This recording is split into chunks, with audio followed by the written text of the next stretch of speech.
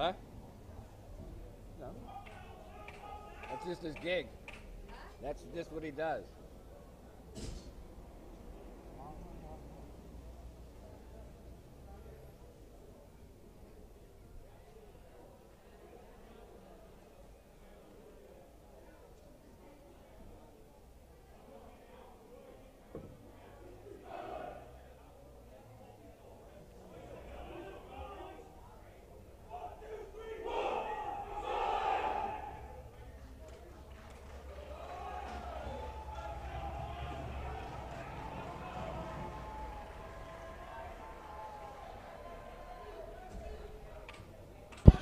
Hello, lacrosse friends, and welcome to the final game of the 2023 E-Box Invitational here in lovely Radotín, Prague, Czech Republic.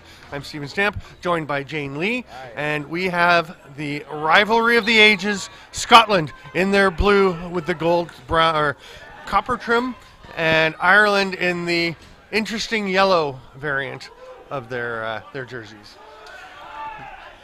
Scotland has the first possession. We've got a back-in call. Looks like Ben Robertson circling, just stepped on the line. Starting goaltender for Scotland is Craig McFeeters. At the other end, we have John McMillan. We'll get to his story in a bit when we hit down at his end. Luke Coppinger moves across Keane with the quick shot. Missed, though. It's snagged there by Colin Weir. Weir's going to come away with it and look up the floor.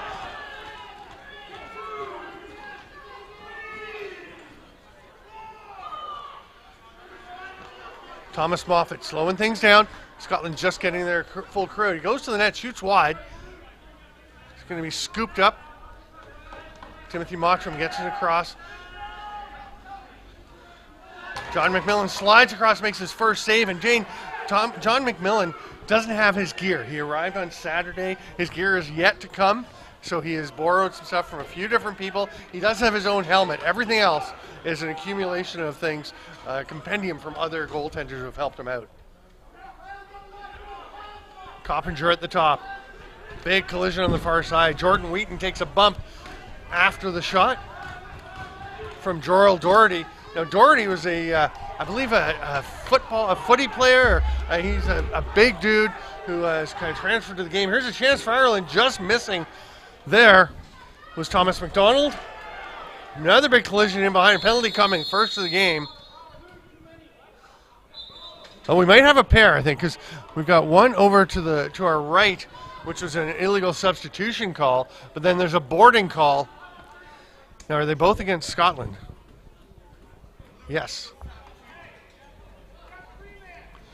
Yeah, so they will both be on Scotland. Ian Murray is going for the boarding.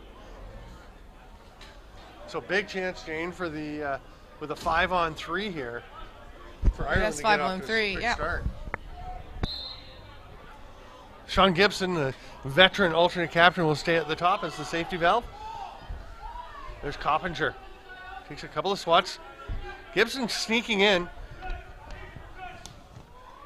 Oh, nice finish. Reaching around is Brendan O'Sullivan right on top of the crease. Just gets that stick fully extended to find a spot. Yeah, that was great formation there. Sean Gibson actually just decided to step off a little bit and let them play a bit of a 4v3, which probably they're a bit more used to and see more often. So, and that was really neat, quick passing and straight into the top corner. Good shooting. Yeah, it's interesting that, I mean, Gibson, as you said, set up at the top in the normal, let the 4-on-3 go for a bit. Then, as he was creeping in, you have to wonder if that was drawing some attention from the defenders. We're going to read. Oh. Okay, we had a discussion. Michael Leahy, who I think is the head ref here, said no, because Ryan Wallace was calling for a redraw. And Leahy said nope. Possession Ireland, and Gibson rips it and scores. 2-0 with 2 power play goals within the first 2 minutes and 7 seconds. Yeah, I think he took advantage of maybe Scotland still trying to organise themselves with that confusion, slight confusion at the start of that. So, I mean, everything counts. Every minute counts. Scotland really didn't seem settled at that point. Colin Weir to take the draw now. He's up against Adam Rogers. Whoa. Stick goes flying from the hands of who is 51 for Scotland. Actually, they have all these guys listed. They don't actually have a 51 on here.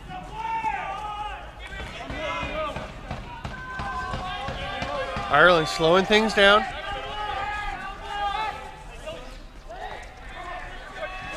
Going around the top. The pass to O'Sullivan.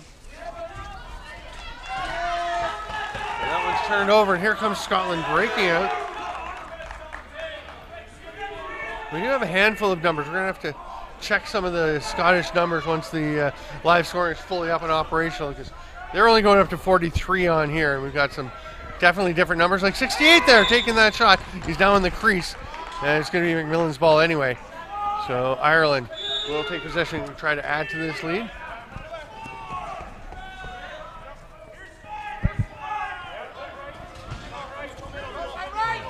Big slip for Connor McHugh behind the play over by the going into the Ireland bench.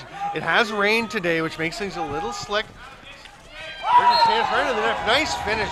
Taking the pass on the run. Luke Maloney, no stranger to scoring for Ireland, and he tucks it home past McFeeder's leg.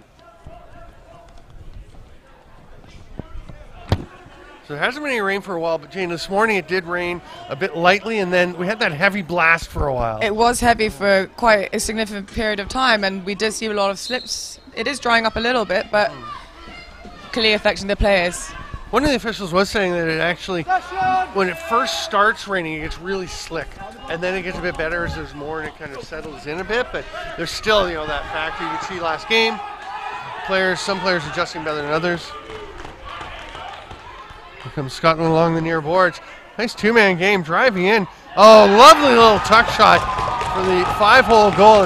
And that's where John McMillan said quite clear, I don't want to make excuses, but you're going to feel a little different not in your own gear. Absolutely. Just his helmet, as you said. He's adjusted well, considering. Yeah, I mean, it's strange. I mean, there's obviously similarity to all the gear, but it's not your own stuff. Thank goodness he had his own helmet with him. Yeah, absolutely. That's the really weird one, trying to have someone else's helmet on your head. But it'll be different weights, slightly different sizes, the fit, you know. I've only played net once, and the helmet was way too tight on the sides of my head. I felt like I wasn't getting any blood to my brain, which is why I was really terrible at it. No other reason. There's a bit of a push in the back. It'll be a loose ball possession foul. As Sean Keane was knocked to the ground. There he seems like he's relatively okay with it. Pointing, having a bit of a smile. You never know how they're taking how seriously some of them. Oh, I think Keane actually wants to repay a little bit of that because there was some heavy physical contact in front. Jarrell Doherty steps across center. Doherty with one of the cooler tattoos, I think, in the tournament. He's got the huge turtle on the right calf. It's a beauty. It's really nice.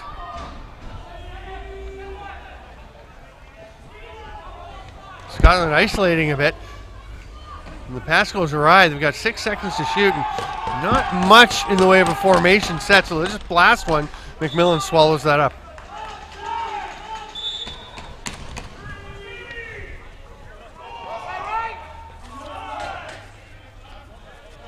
The entire Scottish bench calling out the change numbers as the guys come to the bench. It gets quite loud. The Scots do tend to be loud here. Even when they're not playing, they'll be up in the stands. There's a drive to the net, and Jordan Wheaton, who had a dynamite tournament last year in the Alice Rabeski for the Alberta Warriors, and he's playing here for the Emerald Islanders and jams that one home. He's so solid and so stealthy with that stick. And he's playing to the crowd a little bit. The Norwegians are loving him.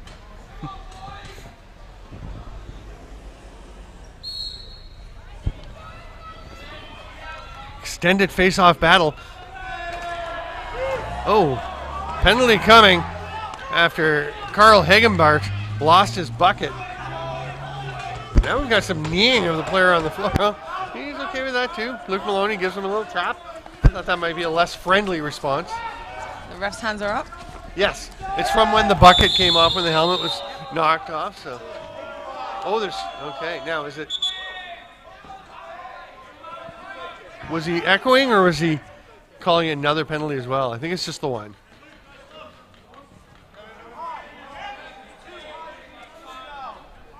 So illegal cross check is the call.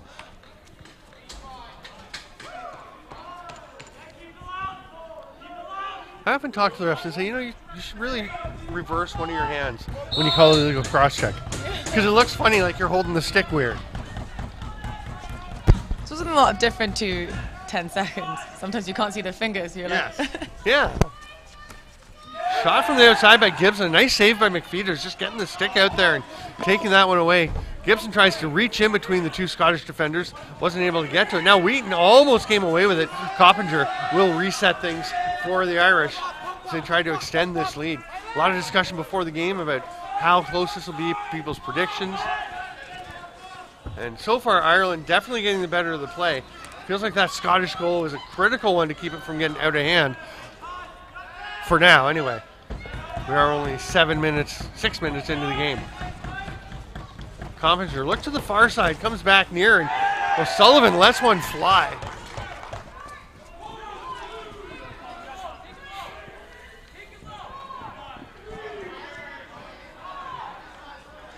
Thomas Moffat into the offensive zone. Mikey Shea with a big grin as he's covering him.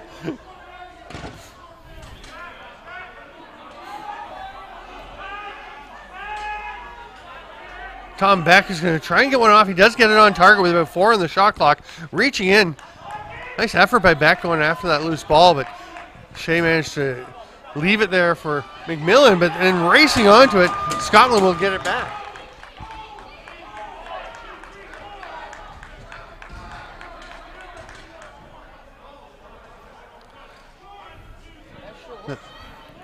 Yeah, another 20 seconds remaining in the Scotland penalty. They've got 10 on the shot clock, so there's about a 3-second difference. They're going to try and squeeze it through. Doesn't connect with Mottram. Penalty coming to Ireland now.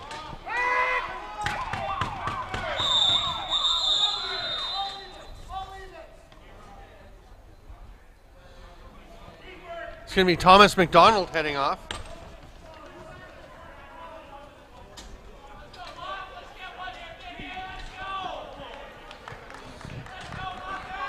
So there's 2 seconds remaining on the Scottish penalty, which means they'll have 1 minute and 58 of power play time. Basically the full amount. Dylan Cowman, one of the assistant coaches in Scotland, I think is calling their penalty player in the penalty box over to the bench. They are. They will send out their 5th attacker now.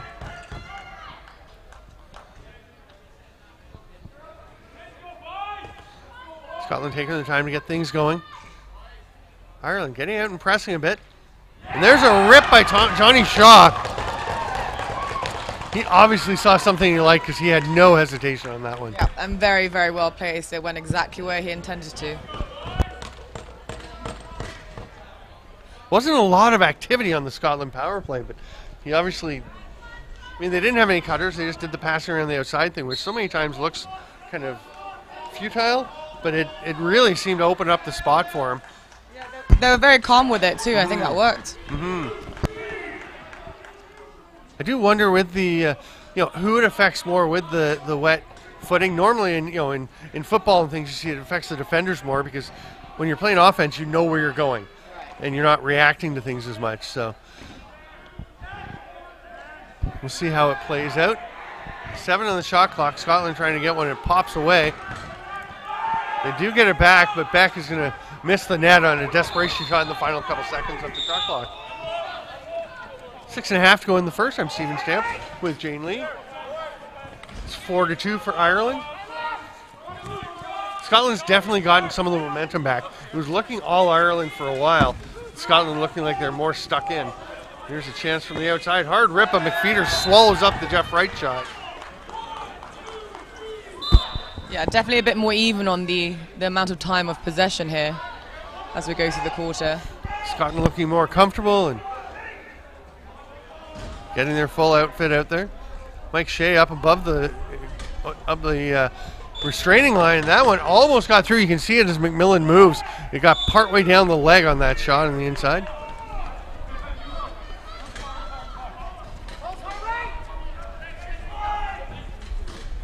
Gibson flings it down to Wheaton in the corner. They come back up to Keane. Actually, it's off his stick, down off his foot, but he does recover it. He's able to get it over to Coppinger.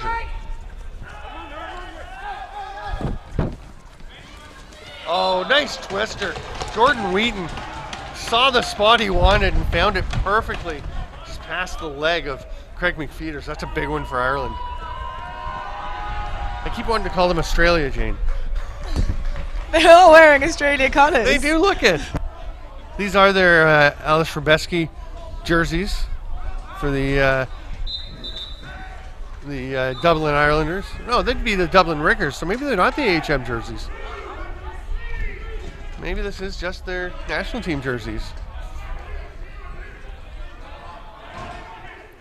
The word from oh, nice drive through the middle. It's saved by John McMillan. On the chance to Sam Lewis. Another chance. Scotland really starting to develop some opportunities here. Starting to find some spots in the Irish defense they can exploit. And there's one where Ireland just wasn't ready. They actually had a defender, Connor McHugh, just come running out after play had been blown in. And they obviously noticed that the shot clock had been reset, but they decided to go because they realized that they didn't have all the men that they needed. That's a wide open lane. It's interesting. I mean, when you're shorthanded, you know how you're setting up your diamond or your box. But when you're supposed to have 5 guys and somebody just hasn't come out, you know, where are you leaving somebody off? You're not necessarily sure. Pressure from Coppinger. He gets it. Now he's getting back checked, but he holds on.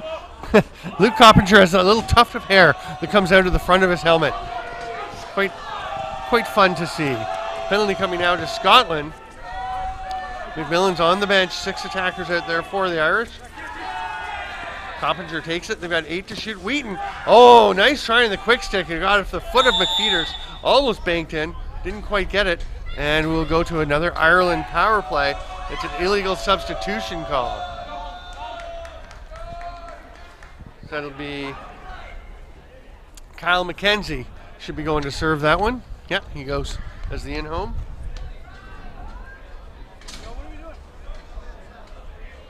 Carl Hegenbart is the in-home for Ireland. The veteran Gibson up at the top.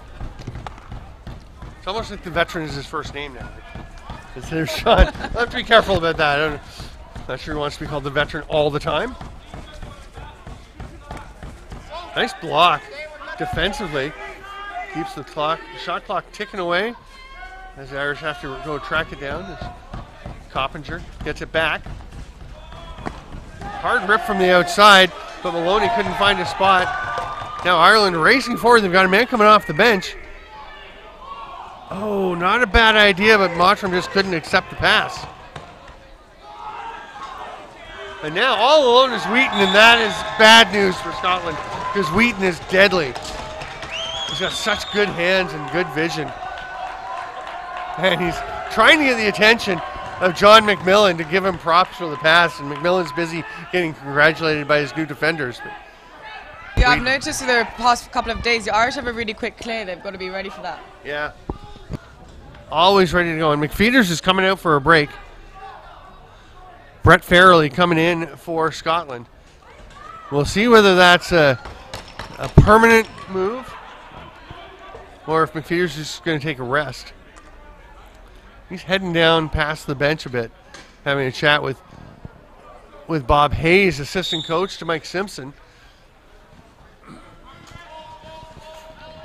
I'm actually not seeing Mike Simpson might be gone. There's a save by McMillan, and then he helps up his teammate Connor McHugh up off the floor. A lot of sliding going on here in this field. But everyone that's here will probably be used to the field. Probably not the first time that most of these players have played on this field as well. Yes, so. For sure.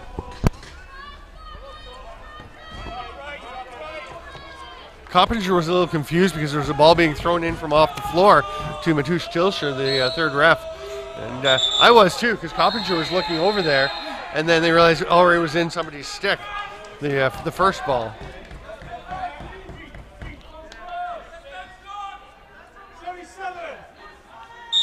Maloney starts with it. Down to the final 3 minutes of the first quarter. 6-2 for Ireland. I'm Stephen Stamp with Jane Lee.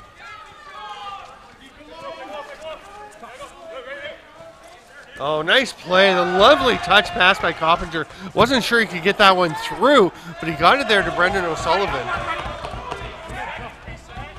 great hands there. Yeah. Scotland doesn't agree with the reset call, but it has happened. Here's Maloney. Big collision between a pair of Scottish players. But Doherty comes away with a nice bounce pass to move it ahead.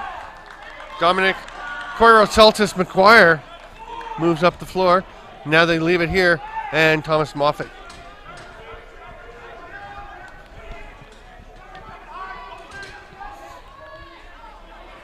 Oh, it's a nice pass through, but clear crease violation. You're like me, you make the signals up here too. Yeah, Crease, back in, over and back. You have to have one hand free to help the refs make their calls. Exactly. It's like the passenger brake in a car when someone's a bit of a wild driver. Yeah, exactly. Racing up the floor, Scotland. Nice job, though, by the Irish to get back. The pass created a pretty good shooting lane, and that is not a comfortable moment for Gavin Chambers. He's back up quickly and off to the bench, but boy, did he not look like he enjoyed that one. But then the finish, O'Sullivan once again sneaks it between the leg of the goaltender and the post. And Ireland really starting to take some control here. I think it hurts less when you know you blocked a potential goal. Yes. So I think Yes. Emily Ann Byrne is playing, I know, with the Irish team in the Dublin Riggers in the Alice Rabeski, and she just finished playing for Era in the She Box, and she got into the game yesterday and played a pretty regular shift, and she took one. She actually blocked one with her chest protector, and I asked her how it felt, and she was like, man, I didn't even feel it. yeah, I love that she's taking the shifts and getting involved. Yeah. Had a head-to-head collision with one of the players. Who were they playing yesterday? Switzerland? I can't remember who they played yesterday. Yes, another goal, yeah. Another goal for the Irish. Jeff Wright getting on the board. Into the final minute of the first quarter. Stick around to the quarter break because Jane, I want to ask you a little bit about the She Box and the development of the women's game, which is proceeding apace around the globe. Big battle on the draw. Snagged there. Mottram, a sea of mustard around him. So he'll just toss it up to the top.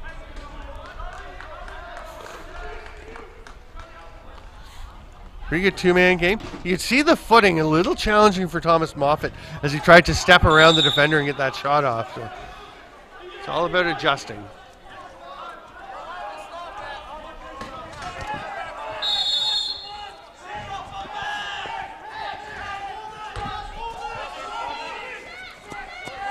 Ireland coach is yelling to hold it as the shot clock and game clock are almost exactly in sync. Now they're going to go with 7 to play. Keane. Quick release by O'Sullivan. They still got, they're just out of time. Gibson had to rip a last-minute shot. So it is 8-2 through 15 minutes of play. I'm Stephen Stamp, and Jane Lee, you played for the Southern Box League Ravens in the She Box. You had 20 players. What was the experience like?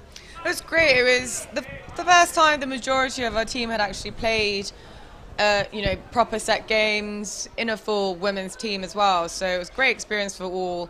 It was amazing that we managed to keep these training sessions going so that we had a consistent roster that was able to come out here as well, which is great. The level of talent that we've seen amongst female players in this game has been incredible this weekend. Some really, really hard-fought games. Way too many draws leading to shootout results for games, but that just is a great testament to how well everyone's playing and how competitive it has been this weekend. You had 2 of your 4 games went to shootouts, didn't they? Yes, 2, and actually there was a team that had 3 of their 4 games go out to shootouts. So wow, but amazing atmosphere too, and we've had so much support from everyone here, which we're obviously very, very grateful for. So I hope that each and every one of us are doing our parts to try and grow the game, so that we hope that more and more people get involved, and hopefully next year we have more teams that enter, and that we just get more people playing, really. Yeah, we went, I mean, up to 8 teams this year in the She-Hawks from 5 last year. And I think the Ravens were a great example of the growth, because last year you had 4 or 5 English women came over and played on Prague Sports, and I think one other team in the She-Box. And this year, the SBL Ravens with 20 players on your roster alone. Yes, and I mean, we could have had more. 20 was what we wanted to count the roster, and a couple of our players who joined us late and later in the season did manage to get spots in other teams. So it's great that we're getting consistency. I think is the key to the growth, and I think we're definitely getting there, and it's happening. So hopefully, those of you that are watching this and keeping updated, please do come and join us play and get involved and help develop wherever you are. Yeah, and I mean, I have been pointing out the Global Women's Box-Lacrosse Network, right? Yes. Michelle Boyer and Catherine Conity getting that going, and so many people involved as ambassadors. Are you one of the ambassadors? I'm not one of the ambassadors. Well, you're but pretty involved anyway. With what's your role right now with World Lacrosse? So I'm the current chair of the World Lacrosse Athlete Commission. So being an athlete's voice in all matters really relating to the sport in across all disciplines, all genders. So I speak to Michelle very regularly on the box development side, along with TJ Buchanan, who's the development director at World Lacrosse. So there's lots going ahead for us, but I'll let you get back to the game for now. Yeah, we're back underway. It's 8-2 for Ireland, and that was a very succinct synopsis of what's going on. That was pretty impressive in a 2-minute quarter-time break. I was going to say, maybe a tough break for Scotland because they had somebody coming to change. The door was open. The ball went right to it and hit him. But I think it was, even if it had bounced off, there were more Ireland jerseys than Scotland around. Anyway, here's D'Amico with the ball. Right with a shot across the far side. We're going to have a penalty coming to Nicholas D'Amico.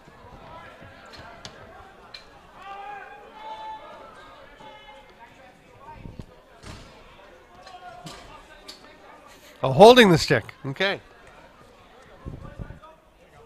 You can actually hear Ryan Wallace, the official, explaining to D'Amico, if a guy's trying to go by and he can't get there, I got to take you. If you grab his stick and don't let him go. I like it when the officials communicate. Absolutely. Scotland on the power play, obviously important to get some goals here. Stay in contention. Nice foot save by McMillan. Ireland's backup goalie is Sean Murphy. He's actually moved over to Ireland and established a residence there. That rip is wide. Goes straight back out to Scotland. Another save, but then that one pops up, and there will be no stopping the final shot. And it's a power play goal for Scotland. And a penalty coming.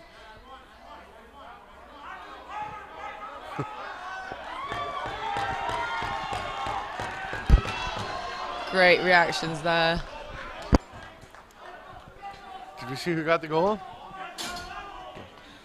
We haven't been able to clarify all the numbers because they're not. They aren't up on the computer. You can go to see most of the stats and scoring and things and game sheets on ebox-lacrosse.cz. Unfortunately, this one is not up live at the moment, which means we can't check the numbers. Scotland gets it and will head back into the offensive zone with a 5 on, should be 5 on 4 because they just got the power play goal. And Mike Shea was called for a roughing after the goal. Big hit there from Moffat. That's going to lead to a turnover, and Scotland will get it back. Kyle McKenzie moves it on.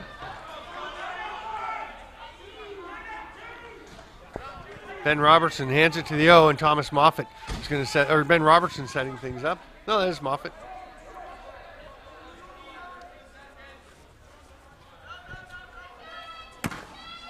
Big shot. You can hear it whacking off the pads of John McMillan. He swats down on it, brings it back to himself. It almost got away from him. And now we've got some pushing and shoving.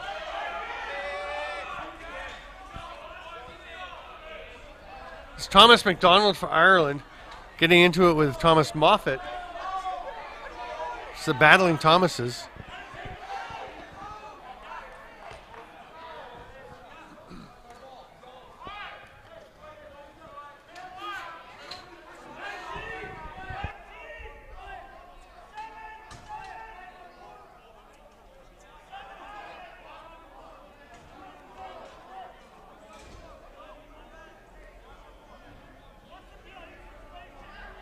So we'll stay 5-on-5 as the penalties are offsetting. I think they were both roughing. You're wondering something, Jane. I was wondering if the hold call was released or not yet. Yeah. On Ireland. No, that one's still on. So that's why it is right. It is 5-on-4. Right. Sorry, my mistake. Right. So the manpower is not affected by the penalties, but it is still a power play for Scotland.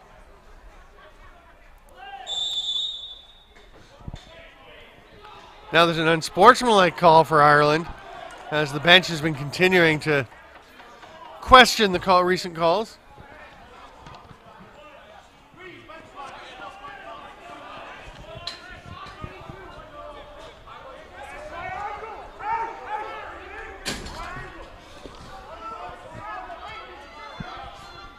I'm definitely losing track of numbers here. Yes.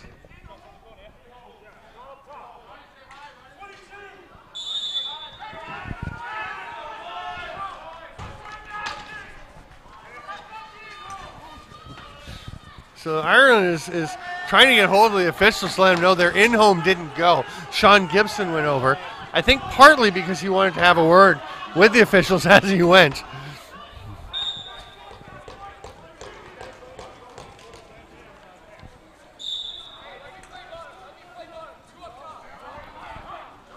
Scotland with the 5-on-3.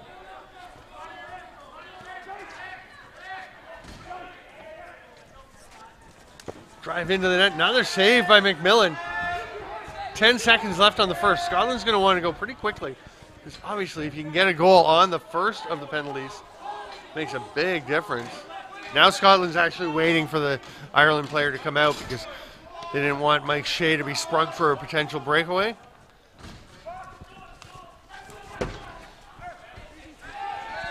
Scotland did send their safety valve player, who's out at center, to the bench for an attacker, but it's turned over. Mikey Shea, nice pass ahead to stop on D'Amico. What a pass by Shea. On the run, flipping a little underhand backhand. It's a pretty nice play for a guy who says he doesn't really have much of a skill set. What he says? Well, yeah, he points out that he's not really known for his stick skills. It's fairly true. I mean, he's a rough and rugged defender. Terrific athlete and really good leader for this team. It's interesting talking to him, because I remember watching him at the 2015 World Championships in Onondaga and being mightily impressed with how he played and thinking he had, some upside in the game. And he played some Senior B, and here's a chance. Not a big save there. Nice job by Farrelly to turn aside the shot from Sean Keane. But and now I was talking to Mike yesterday in the restaurant, and he's saying, well, I really want to, I'd really like to play next year so my daughters can come see me play, which so much has happened in the last 8 years. Yeah. He's a really nice guy. He's one of those guys, he's tough as nails. If you play against him, you probably hate him, but if you know him off the floor, you probably love the guy. Kyle McKenzie leaves it there. Gibson comes off out of the box. I'm not sure that Sam Lewis knew he was coming, but withstood the check anyway. And Gibson actually wound up sending himself flying.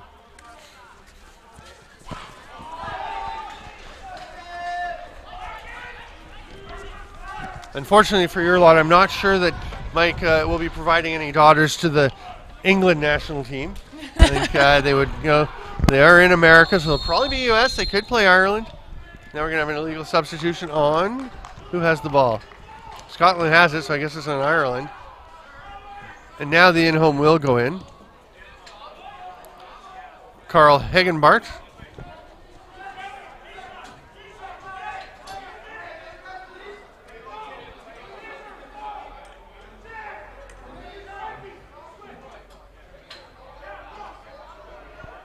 They're trying to determine if McDonald and Moffat are going to be released, and they are.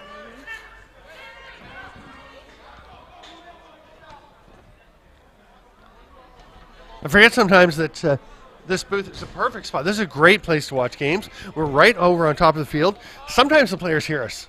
Well, they hear me. Do they? Yeah, because I see them, and I'm fairly sure that Thomas McDonald heard me talking about his penalty being assessed as he went in and heard me saying he was back out as he went on the floor because he looked up both times.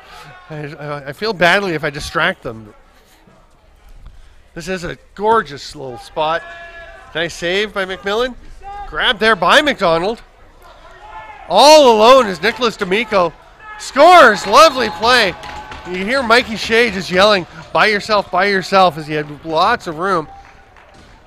The short-handed marker for the Irish, and D'Amico looking pretty happy about that one after he had a little break earlier and actually wound up getting tripped up. He did.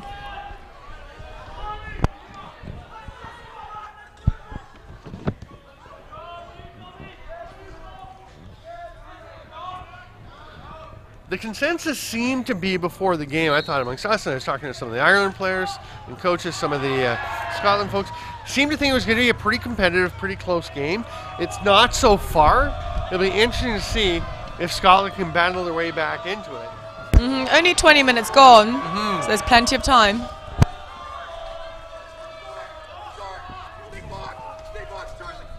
Nice pass to the back door. Is that in?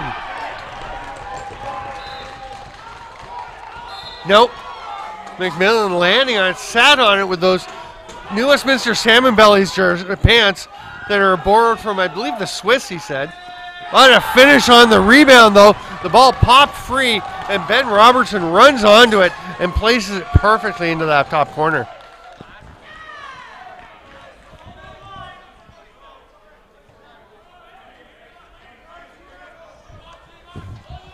As you're saying, there's plenty of time, and how important to get one back that quickly, take advantage of an opportunity like that, because it doesn't happen every day. The ball just rolls out to you with nobody around to check you.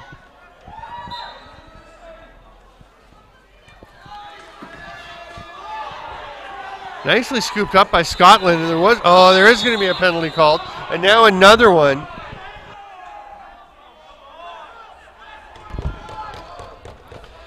Yeah, I think the first one was to Ireland. I think it's being called on a trip or a check from behind, which was a little unfortunate because it was kind of just they got tangled up. I don't think there was any intent. Yeah, it's right going off. And then the Scotland player, and there's a discussion, I think, about whether this is a major or a minor. Let's listen. Oh, actually, the discussion's about that they went in the wrong penalty boxes. Yeah, let's correct that first. They have to trade positions. Discuss.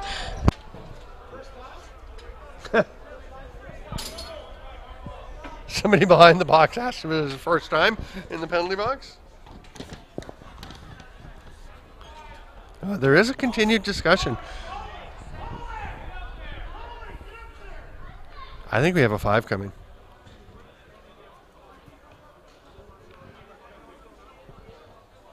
Yeah, so tripping to right. Oh, just 2 minutes. Okay. I was wrong. So no effect on the number of players on the floor. Ireland will have possession. Gibson immediately over to Coppinger. Jordan Wheaton missed that pass, but the backup is there as D'Amico gets it. Sorry, that's Maloney.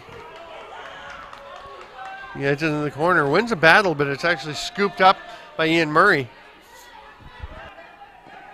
Murray, a veteran of this club, and a sporter of one of the most glorious mustaches you'll see.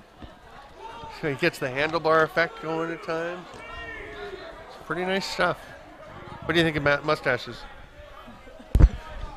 I mean, there's been a real wide selection to see at this tournament so far. Right, there's quite a few. I'm generally of the opinion that unless you're Tom Selleck, it probably doesn't look great on you, but some people pull it off.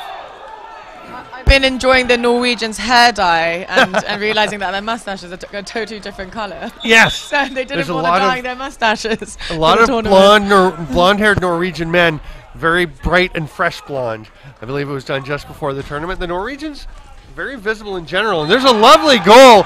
Speaking of visible, Sam Lewis makes himself seen to his teammate who tosses it across. And Lewis, one quick little fake, then tucks it home short side. I think Scotland are getting a bit more momentum now, and that's what they're going to want to do to finish this quarter and to go into the second half strong. Big difference in the way they're looking in terms of confidence and their belief that they can generate opportunities.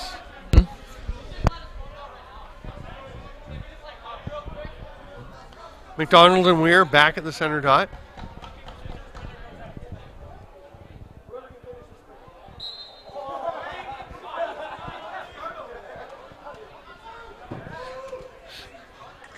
Only in Radotín would a spectator come up and suggest whoever can finish a beer first would get out of the penalty box first. I'm fairly sure he was joking. What maybe from Wednesday. Yeah, maybe Wednesday. On the run, there's another goal. Nice finish by Timothy Mottram. Shooting across the body. Almost an awkward looking shot, but he did such a good job of making it deceptive that he crossed up John McMillan. Both the last two shots, I think, have been just under the keeper's glove, so great shooting from Scotland. And 3 goals in a row. We talked about it was 9-3, and now I think we have a goalie's timeout. He looks like Brett Farrell. He needs some tape. And they've thrown it to him out there. That's not that helpful, really. It's not easy for a goalie to bend over and tape his own toe cap. So Bob Hayes, veteran goaltender. Not sure if it's easy to catch a roll of tape with keeper's gloves on. No, I don't think so.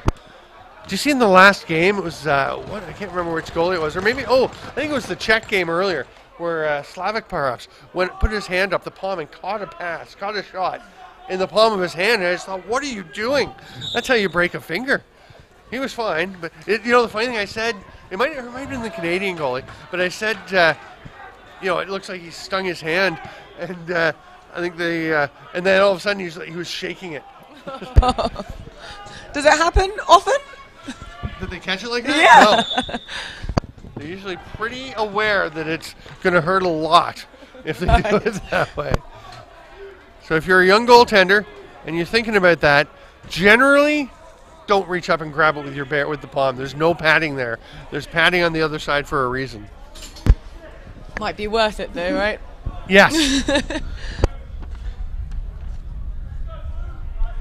Scotland with the last 3 goals and back to the power play as Luke Coppinger is taking a holding call.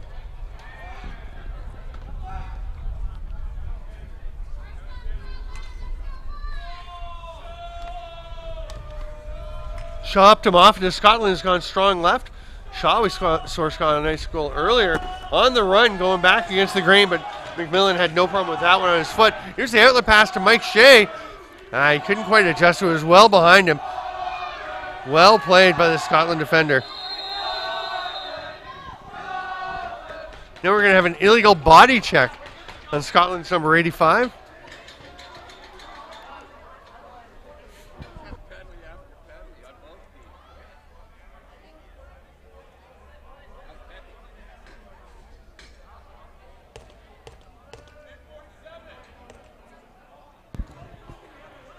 So the earlier penalized players are released. Now we go to 4-on-4 for 1:31. And then Ireland will get a power play, barring further penalties, for about 30 seconds.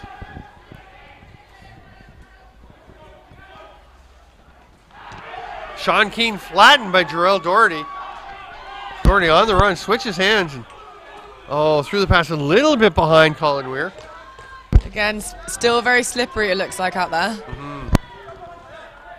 Also, the sun dropping can be a little bit of a factor when the ball is lobbed up. I mean, that was a lob pass coming across with the sun behind it.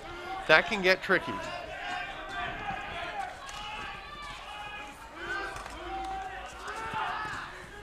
Scotland gets it back. They got only 2 seconds to shoot. They'll get one off, but McMillan swallows it up, and it'll be Ireland possession.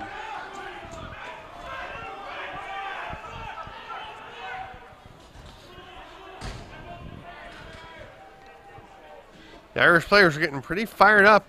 Here's a chance for Keane. Crossing hands, missed. Was blocked by the Scottish defender, Gibson.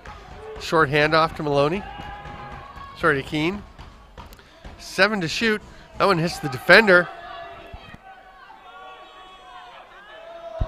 It shouldn't have been. That was nowhere near the goaltender. Ireland getting a bit of a break on that one. Dead overhand. That one's wide from Gibson. That one did go off the goalie. Yeah, that one was legit as it careened off of the keeper. Now Coppinger comes out, Ireland to the power play. Gibson will rip another one. That one didn't touch the goalie.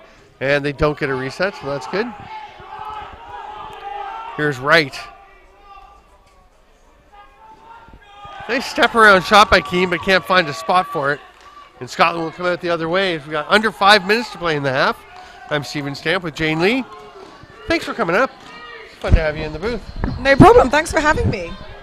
Stop knocking my phone over and we'll be good. Too many Okay. Y's on I there. know, sorry. Had to get it charged.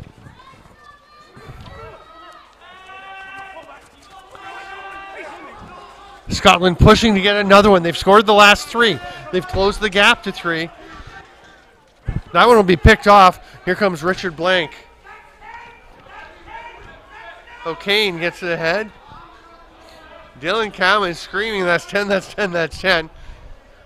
He does not meet with agreement, and that leads to a great chance for Jordan Wheaton, who is just deadly inside, as we've seen throughout this game.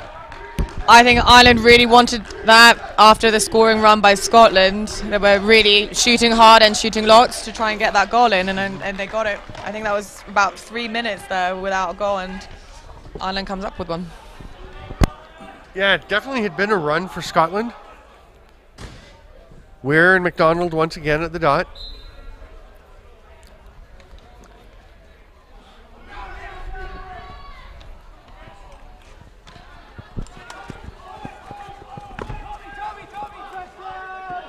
Ireland comes away with the loose ball, and D'Amico going forward. Now we have a penalty coming behind the play to Scotland. I think it had been pretty physical. I think an Irish player had given a Scottish player a bit of a tap, and the retaliation appears to have been called.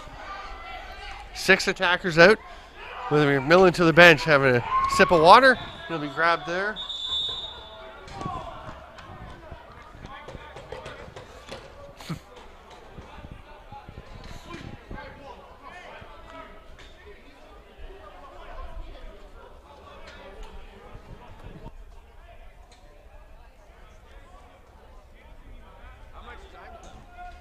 It's interesting hearing the conversations. I mean, you picked that up, right? You're saying, well, he hit me. Why didn't he get one? And the referee, Michael Lee, is saying, hey, you know, I warned you. You each had one. If you did any more, you're going to get it, and you did. So you got it. That's a penalty. I do really like when officials communicate like that and let you know. I'm sure as an athlete, you appreciate when you get told what exactly is going on. Yeah, I definitely do too, and I think it does kind of, it's closure, put it that way. Yes, yes.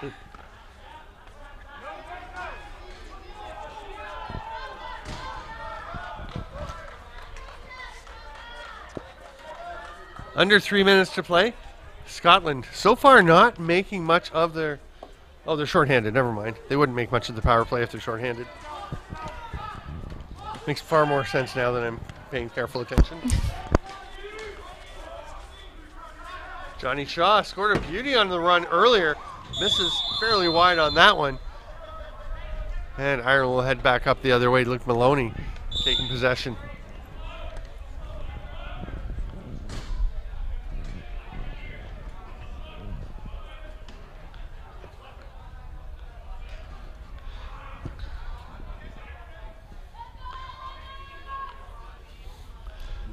Oh, right idea. Gibson open in the middle, and Wright's pass was a little bit low, kind of handcuffed him. Wright's able to stay on the good side of half, and we'll pass one down. Trying to hit O'Sullivan. Time's going to run out, but before the 30 expires, they'll be over and back. Scotland will get possession.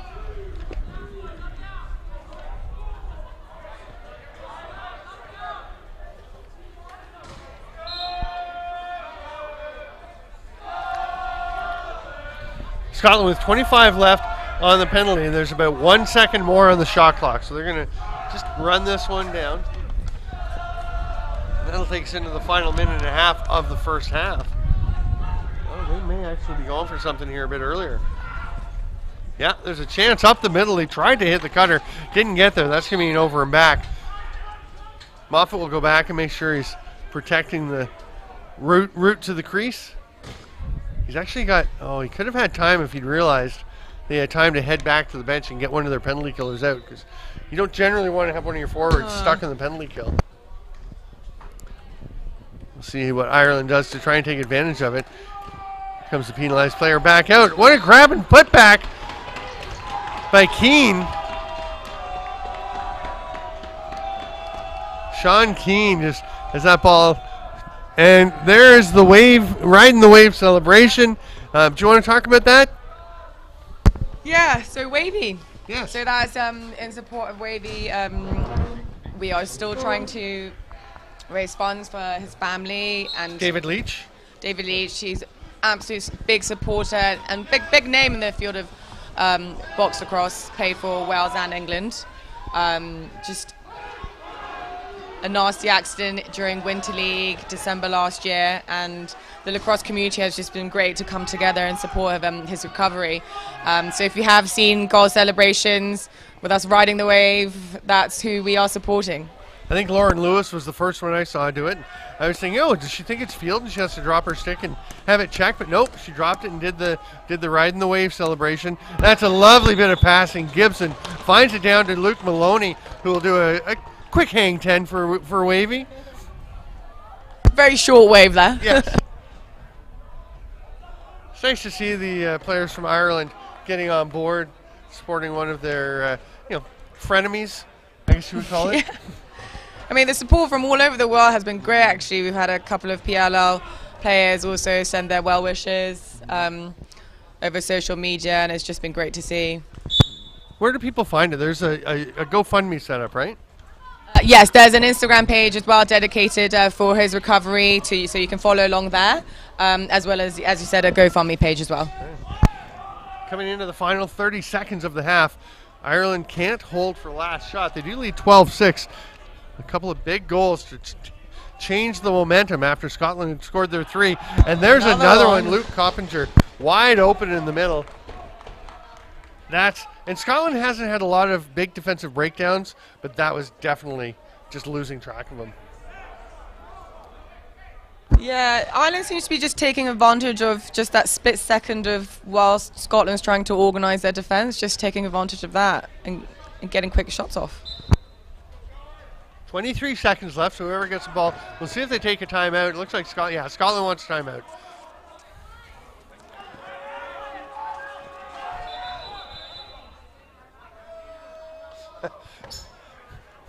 They were getting pretty agitated, trying to get that timeout called. Michael Barclay helping with the club. He's actually over behind the bench, not like on the bench, but actually behind, and he was yelling timeout because it wasn't being acknowledged. And Mikey actually jumped in and did some commentary with me the other day. Did a fine job. Great. He's quite loquacious. People are going to probably take that the wrong way, people who know him, because he can be a bit of a chatterer. But he was great. I thought he did a really nice job. How are you enjoying yourself? It's great. Having a great time. Good. It's very chilled. Now enjoying the sun that's just come out for us, so shining nice straight and into warm. our box.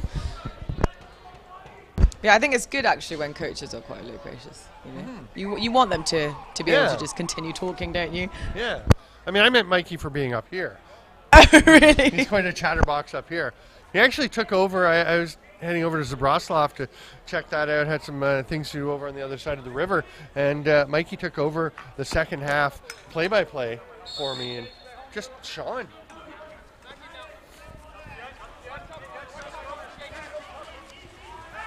The pass is knocked down. 4 seconds left. Chance and a shot there. But Mottram couldn't find his spot.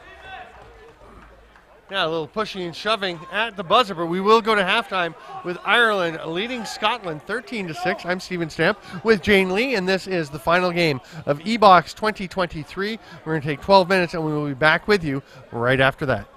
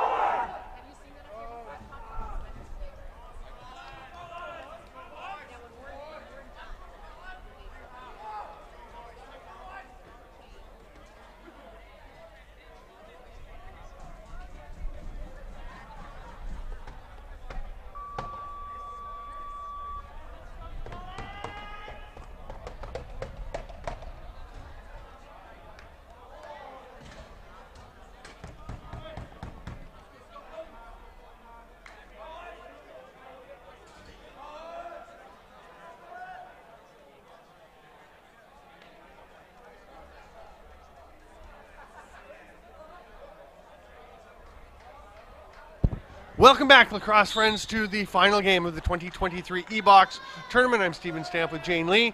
Scotland has the ball and a power play for another almost 4 minutes after a major to Ireland's Thomas McDonald.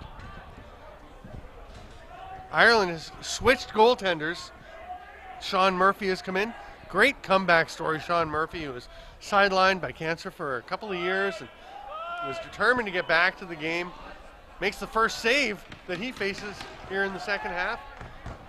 And honestly, he's just one of the most positive, friendliest people you'd care to meet. Another save by Murphy. That shot goes wide. Scotland gets it back, and they do have the fresh 30. They're going to reset. Moffat checks just to make sure. And they will take their time now. Good solid shot by Murphy. He's been facing a bunch of shots. Managed to stop that one. They call the Scots for through the crease.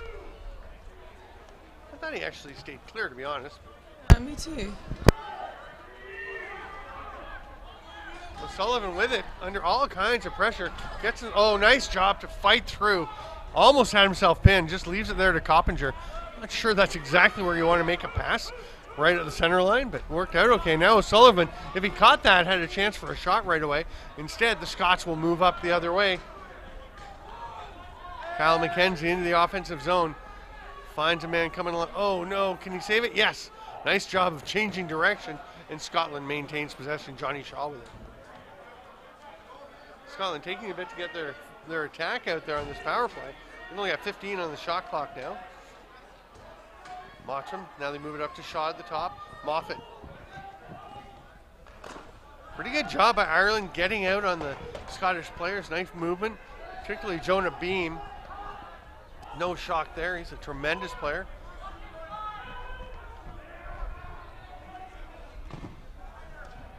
That one's a little wide, it's going to stay in play though. 17 seconds left for Scotland. Jonah Beam, number 11 for Ireland, just right there defending. Actually played in the Arena Lacrosse League, had a great season, and then wound up with the Albany Firewolves in the National Lacrosse League. Wasn't actually sure if he was going to be here.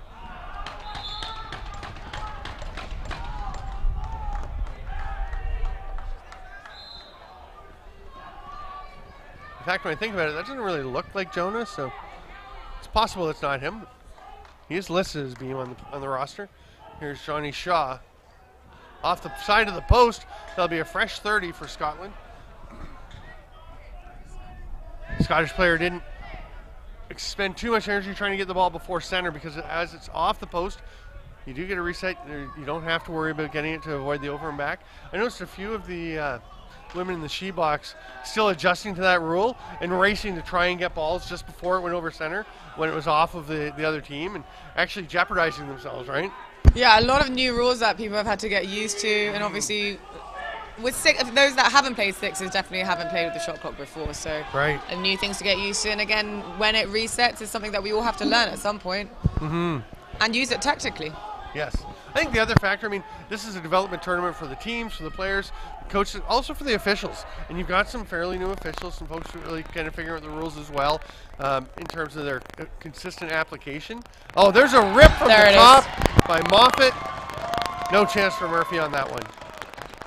Yeah, they had a couple of unlucky shots, but good takes, hitting the crossbar a few times, and they managed to get that one. I think that was about the 5th, 6th shot that they'd taken consecutively. So well done for Scotland, getting closer.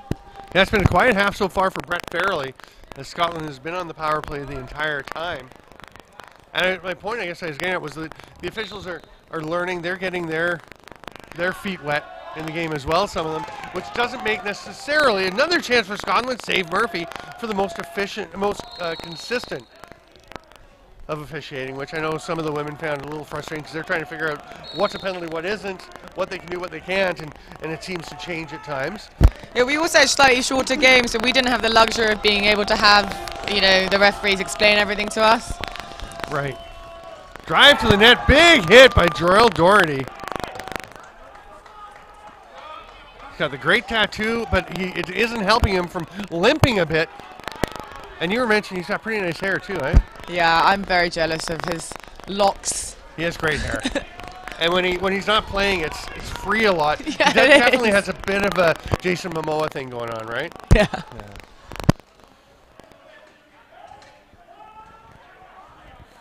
Scotland continuing to apply pressure. They've really taken advantage of the opportunity they had with the power play to just kind of turn the tide in their momentum a bit. Sean Murphy is directing traffic with his head, makes the outlet pass, but nice hit there to recover possession for Scotland. It's a 3-on-3. They're going to slow it down a bit and wait for the rest of their troops to come off the bench. That pass goes awry, and it will be not turned over. Scotland gets it back. 16 to shoot. Oh, that's a force. Oh, and just sliding his feet right out from under him. Turf Monster's really busy today. Yeah. It's a very different Turf Monster. It's not the bumps, it's the slides. Oh, what a pass. Great shot it looked like by Brendan O'Sullivan, but the foot saved by Dylan Farrelly. You know, Farrelly, when he came in, I thought he gave up a couple of goals that looked a little bit soft, just kind of adjusting. He's looked really sharp as this game has gone on. Maloney just shoves his man out of the way and then gets de-sticked. Still doesn't have a stick, and the Scottish player getting right after him.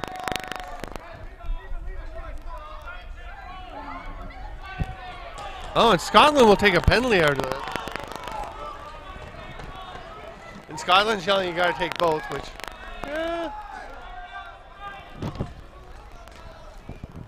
they may have a point.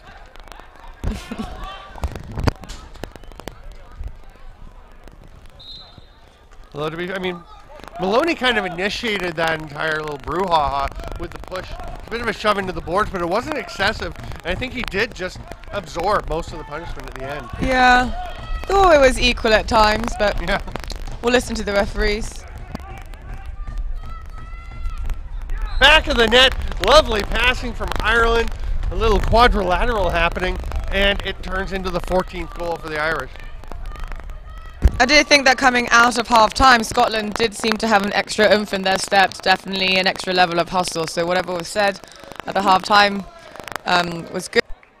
Ireland getting back for one. Motivational speeches are great, but they don't always last once things start to happen out on the floor. Yeah.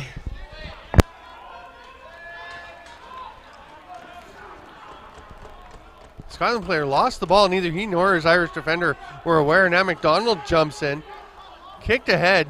Again, apologies for not having quite all of the numbers for the Scotland players. Oh, Sean Murphy, the diving swat. See, sometimes I don't quite understand what players are doing. Like the Scottish player who went and got, oh no, Mike Shea is looking like his leg is definitely not feeling very good.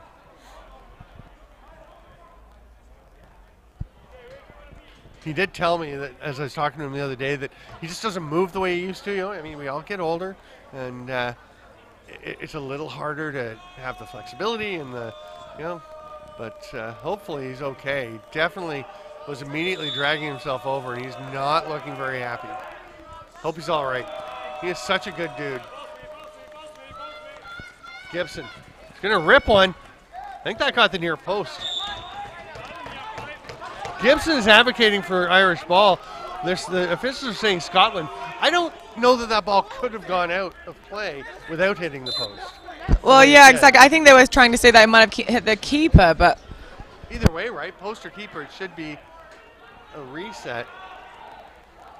The only thing, you know what? The one thing with these nets that I think does mess people up sometimes is at the bottom of the post, connecting them to the flat part on the bottom, there's a little kind of flat piece of metal. We'll get back to that in a second, as here's a chance for Scotland that is broken up nicely by the trail check from Mark O'Kane.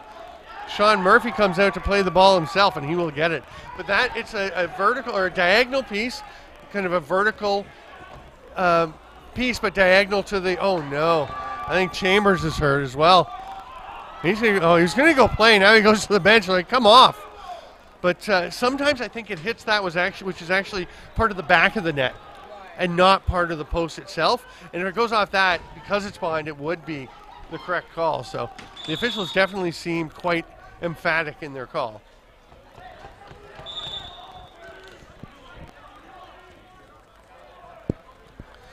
Blank will pull it forward and leave it there for Keane. Sean Keane's Spencer teammates cheering on for him. Oh, there you go. Keane was quite keen to make sure at halftime that we knew about his wavy surf celebration. He said he wasn't worried about us making sure we had his goals, just that he got the celebration. Yeah, he made that very clear. Yes. Wasn't about him.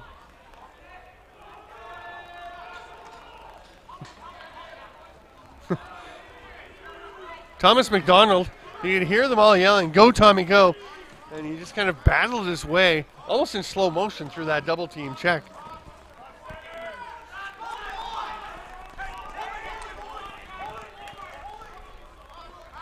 Penalty coming to Scotland. Extra attacker is out. It's caught, and it will be a check from behind call. There's Jarrell Doherty heading off.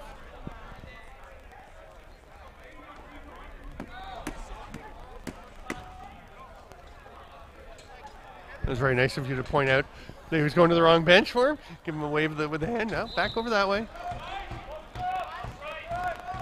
6:10 to go here in the third. I'm Stephen Stamp with Jane Lee. It's an Irish power play, and the Irish are doubling up the Scottish at this point.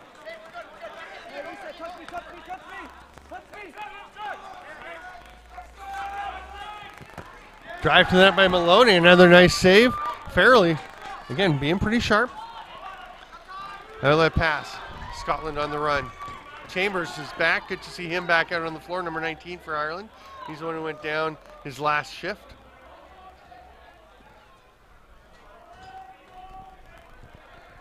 Mikey Shea is not returning at this point. You can see him. He just barely. He's on the back. He's sitting on the bench at the back of their area. Nice twister shot, but the save by Murphy. D'Amico trying to run through a check. Moffat may have got away with a bit of a tug there, but D'Amico's going to shoot wide. Yeah, full speed almost into the boards.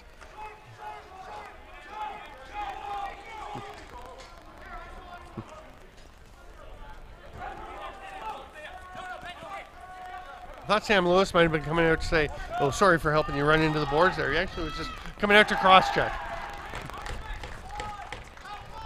A little lob pass, causing a bit of trouble for Robertson, but he gets it ahead. Now it's turned aside, and Brendan O'Sullivan takes it. Hegabart gets it to Gibson.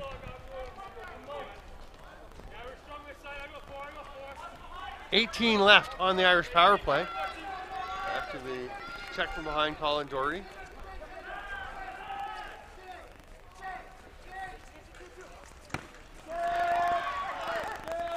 It's a reset. Coppinger rips, stopped. And now Doherty will be released. Ian Murray yelling for the ball. It's well behind him. He's going to be disappointed in that pass because he had to yell for quite a while to get it, and then it wasn't near him.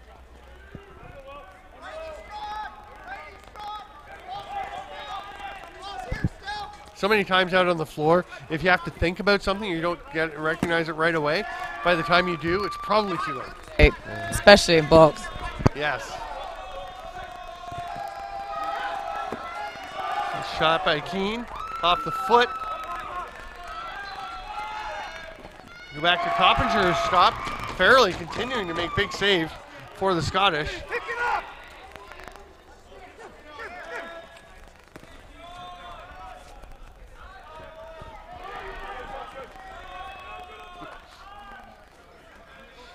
Just have to take a little look down if you're right.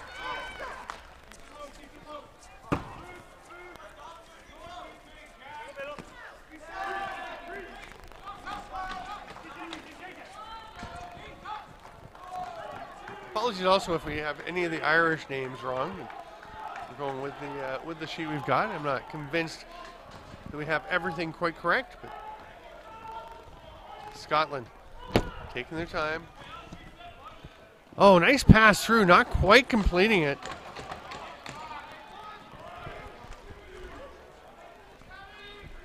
Ireland will slow things down, going back the other way. Oh, and that is good news. Mike Shea is up on the bench, in line. We'll see if he takes his shift, comes back for a shift. He definitely looked like he was in substantial discomfort. That shot from Coppinger turned aside. Murphy all the way out to the corner. Now he's going to retreat.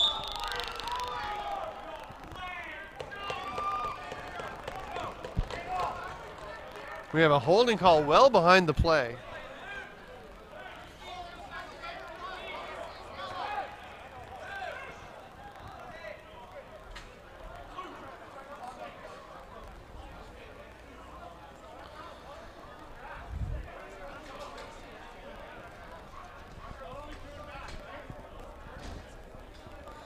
So Ian Murray for Scotland with the 2 minutes for holding the stick. And you can hear him saying, like, why are you calling that? It's well behind the play. Why not let it go? But, I mean, it's 50-50, right? I mean, do you make the call when it's well behind the play? Well, don't do something to give them a chance where they feel they have to make a call. And Wheaton is going to immediately cash in on the power play. Yeah, I guess a rule's a rule sometimes. Yes, and it is. But, I mean, there's game management as well, and I feel like, I mean, I talk to the officials quite a bit, and when I discuss things, I ask them, like, you know, what about this, what about that, and I tell them when I don't agree with things, and they, you know, we respect each other in that way. I know that they don't want to call penalties that have an impact on the game. Right. For the most part, most officials don't want to make it about them. They don't want to make calls that are, you know, shouldn't need to be called because they don't impact the play. So Stash must have really felt there was something there. Oh, Murphy, it's behind you. It's poking. That's no good. No, that's no goal. Ryan Wallace originally signals it's a goal. It should definitely not be. Yeah, okay, Mateusz Stilster is waving it off. Okay, because the Irish player dove in. You'll see on the replay. Sorry, that the Scottish player dove in. Oh. I'd love to see that replay. Yes. Did you see what happened? No, not exactly. I thought the Scottish player had managed to tap that in. He did. Yeah. But you have to possess it in the Oh, yeah, of course. So he just dove and poked it in. You can't poke it. You have to have it in your mesh and actually possess the ball. So the original call was goal. So Scotland was upset that they didn't get it eventually, but it's the right call, 100%. No goal is the right call, just to be clear. There's Coppinger.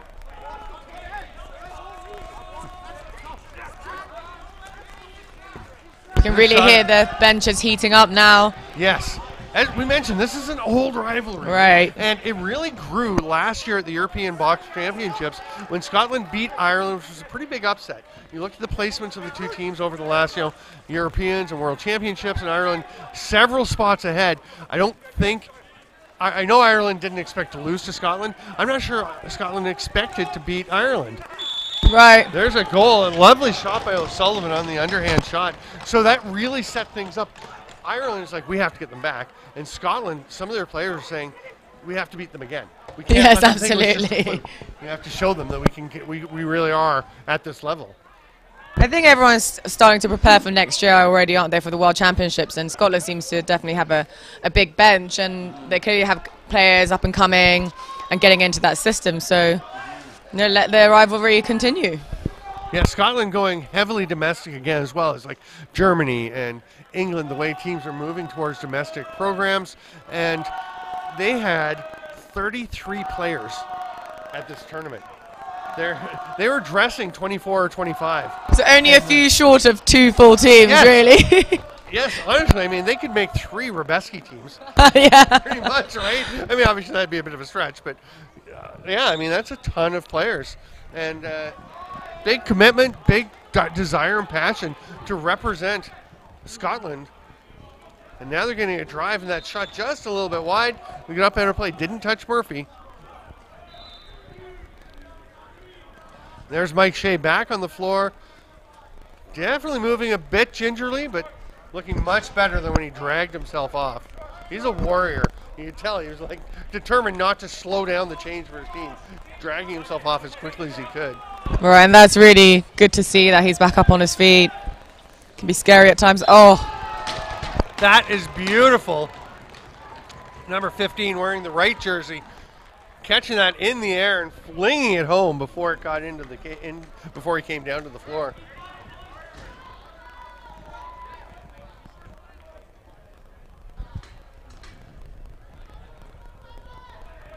Oh, that's 15 seconds. I see Dana's looking at the scoreboard and seeing with 15 minutes and 33 seconds, but it was actually 15.33 seconds. So Scotland will shoot and score. Tremendous finish. Oh, he's looking uncomfortable. I think the Scottish player who scored, he definitely got tangled up with the Irish defender, which is that wearing the number 11 Jonah Beam jersey. And it looked to me like the Scottish player landed on top of the Irish player, and I think the Irish player's knee landed in the stomach of the Scottish player. You can see he's holding his lower abdomen. I think he's winded. Yeah, they're holding the arms out. You know, it's hard. They've already had 2 days of game. I think some of the teams 3, and you know, back-to-back games are never easy. And when the field's a bit wet, it's slippery, and it's this kind of rivalry, and you're going all out. You know, we've seen a few people go down in this game, and hope that everyone's okay. And it's just a quick blip. I think he was winded. We saw Laura Riley from the Era Islanders in the she box, and I was asking her after. I said, "Were you okay? You looked like you're hurt in that game." Or she said, "Oh yeah, she got winded because she got banged into the board or something, or she got just hit in the chest or in the stomach, just kind of a funny collision." And she said she just couldn't breathe. It takes a while to get your air back when you get it knocked out of you like that. Yeah, I mean, sometimes I like to just stay down if I've fallen down just to catch a few more breaths. Yeah. So you were getting pretty fired up during the tournament. I feel my age. Let's just put it that way. And that will be the end of the third quarter. It is 17-8 in favor of Ireland. And I want to talk a bit more about the women's game. You're such a big part of it, as you said, on the Athletes Commission, and you've been doing so much to support the growth of lacrosse in general, and really focusing partly on the women's game. And you're playing for England. You've represented Korea. Oh, playing for Korea. You're playing for Korea. Still playing for England here for the Southern box-lacrosse Ravens. So you're still representing Korea. Yes, okay. For now, and then I'm trying to help as much of the development in England, which is where I live, as much as possible, and whatever. And now the first ever women's box championships are happening alongside the men's next year. So excited to see if I can also participate in that in some shape or form, whether it's with England or however else. But yeah, just the development is huge, and it's so nice to see all these European countries also, you know, really developing and recruiting and trying to send out teams. I know the USA, Canada, they're recruiting head coaches now. Yes. Australia had a big league, and which was televised, actually was available to see live, which is amazing to see. So lots of players involved over in the APLU as well. So it's really nice to see, and I really hope that we are gauging more interest and people are following us on social media and seeing how, you know, we can also play the game too. I mean, you've been here for the last 2 days of the tournaments, and I hope you saw that, you know, we can be aggressive, we're very physical, and you know what, that discipline suits some of us much more than the women's field game or sixes or anything else. So for those of you that have that kind of extra grit in you, that could be the sport for you, and it's I think it's interesting really watching, refreshing. Oh, sorry. That's okay. I think it's interesting watching the women play as they start in box, especially somebody was telling me they call it yellow card recruiting, because they see all the players who've gotten the yellow cards and try and bring them over to box. You know what, that actually has been a tactic, and it's actually worked so well, because you can hit.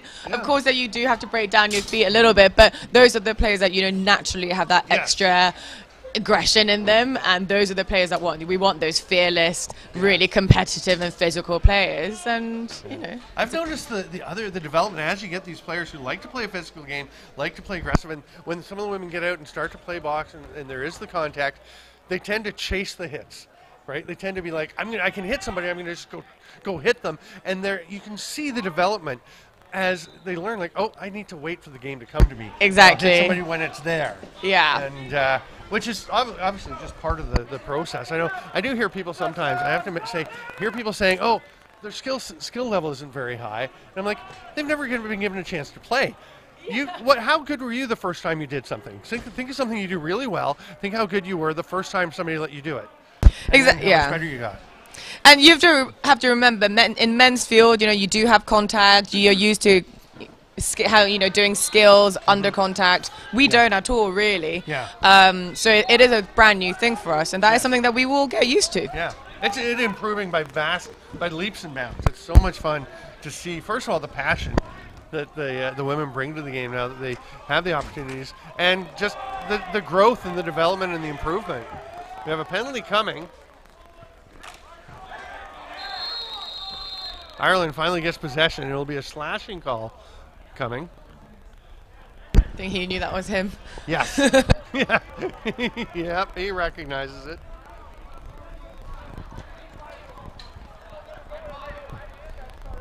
I think Dan Hayek wanted to make sure he got on the score sheet.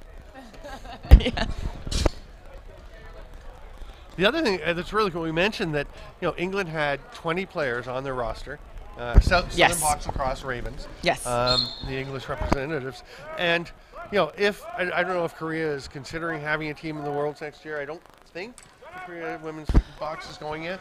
No, not box yet. We're kind of concentrating bit by bit on different disciplines. I think Right. sixes is the next. We haven't started on that quite yet. Oh. Nice goal. A rip from the outside, just finding a spot 5-hole on Sean Murphy.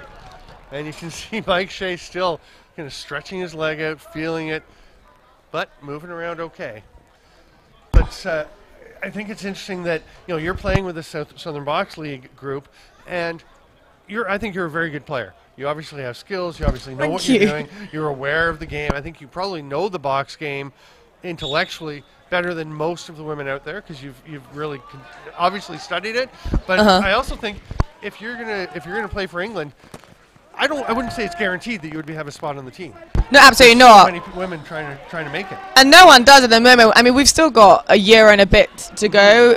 We're still very much in the recruiting process. We don't have a coaching staff yet. We're all still testing out the discipline, and the hope is that we can get more and more people to test it out because we want it to be competitive. Every team that you have and the NGB sends, we want it to be competitive. And there's a rip from the outside, another save by Murphy. We're back to even strength, 17-9 for Ireland.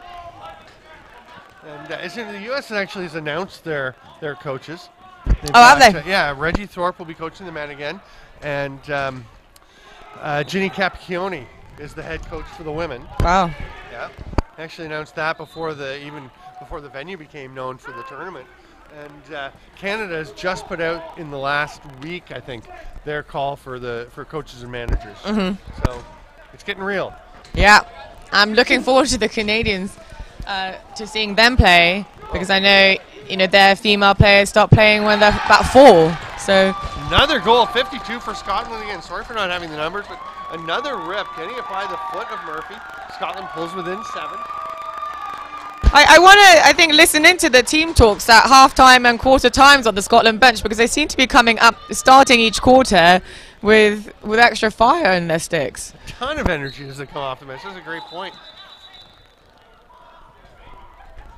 Bob Hayes is a veteran coach. I don't see Mike Simpson there today. He has been here for most of the tournament, but Bob Hayes is a veteran, and he knows how to get his guys going. He's coached the Victoria Shamrocks to Man Cup championships, and there's a big collision with Sean Keane flattening an Irish player. Coira Saltis McGuire, who got knocked down. Scotland, though, maintains possession.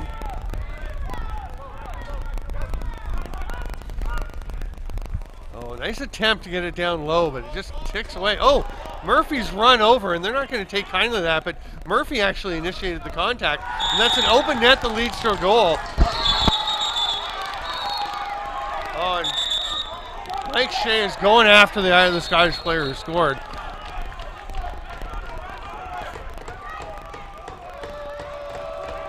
Yeah, that's probably going to be it for Shea. You can't throw punches. Yeah. Or this event. It's actually not a tournament technically. That's one of the selling points of E-Box, right? Is it's all about just getting opportunities to play.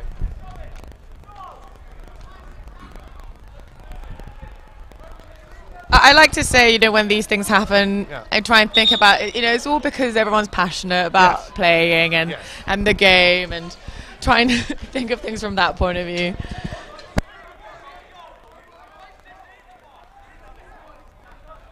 So the goal counts. Yeah, Mike Shea's been sent away. They were sending him to the penalty box.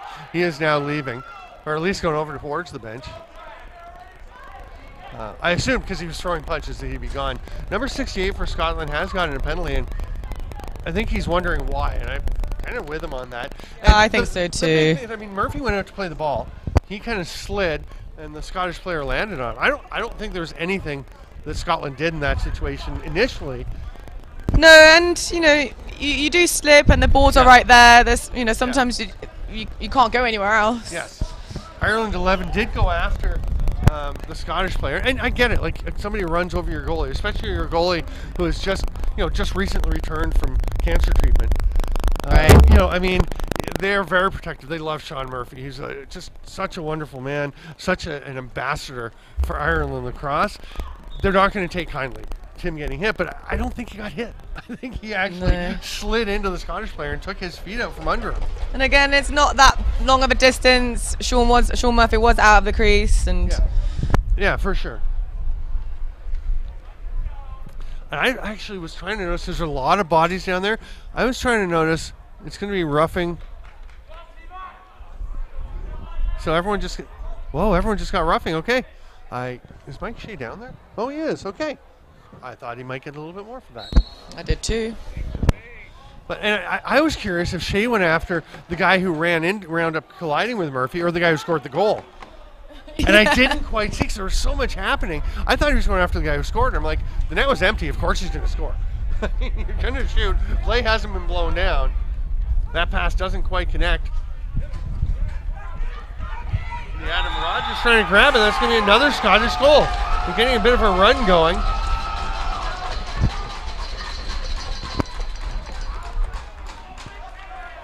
You see Hannah Foxcroft in the stands cheering up a storm. Yes, I do. Yeah. She's very kitted up in all Scotland, head to toe. Yes. Yes.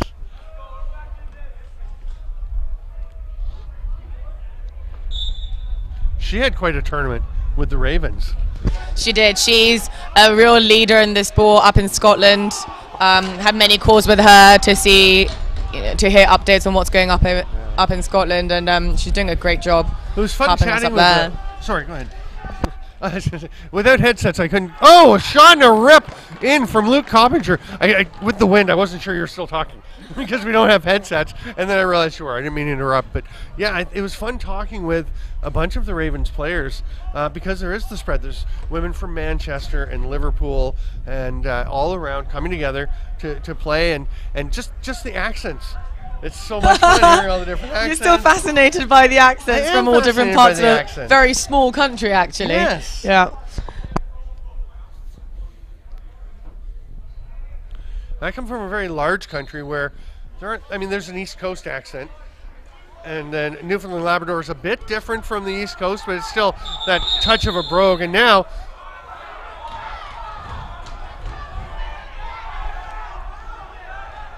wow, and a tackle by Matush Tilsher. He takes down Dan Hayek, who is going after, I think, Thomas Moffat. Things really getting heated. And in this case, I'm fairly confident that won't be a minor.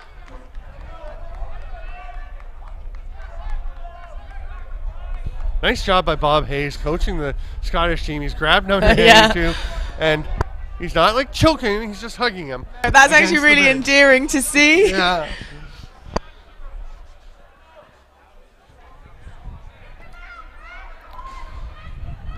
I like that. Sean Gibson came over to talk to the refs. He's an alternate captain. He can talk to them. Came over and asked a question. Can I ask you something? He said, no. Go away. He said, okay, got it. Let you have your discussion.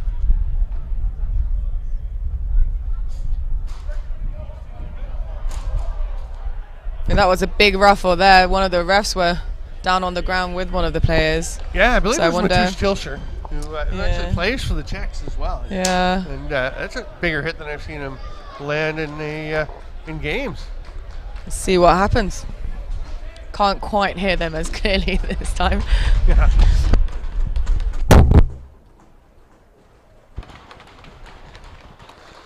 Shea for Ireland and number 68 for Scotland still in the box from their offsetting minors. It's been all pretty recent. They've already sent Dan Hayek off. That was obvious. So far, nobody from Scotland has gone over to the penalty box. They may get something. I didn't see what initiated it. It looked like you were looking over there before I was. What did you see? I wasn't. I was actually looking over over more to the center of the field. Yeah. I'm not that far, but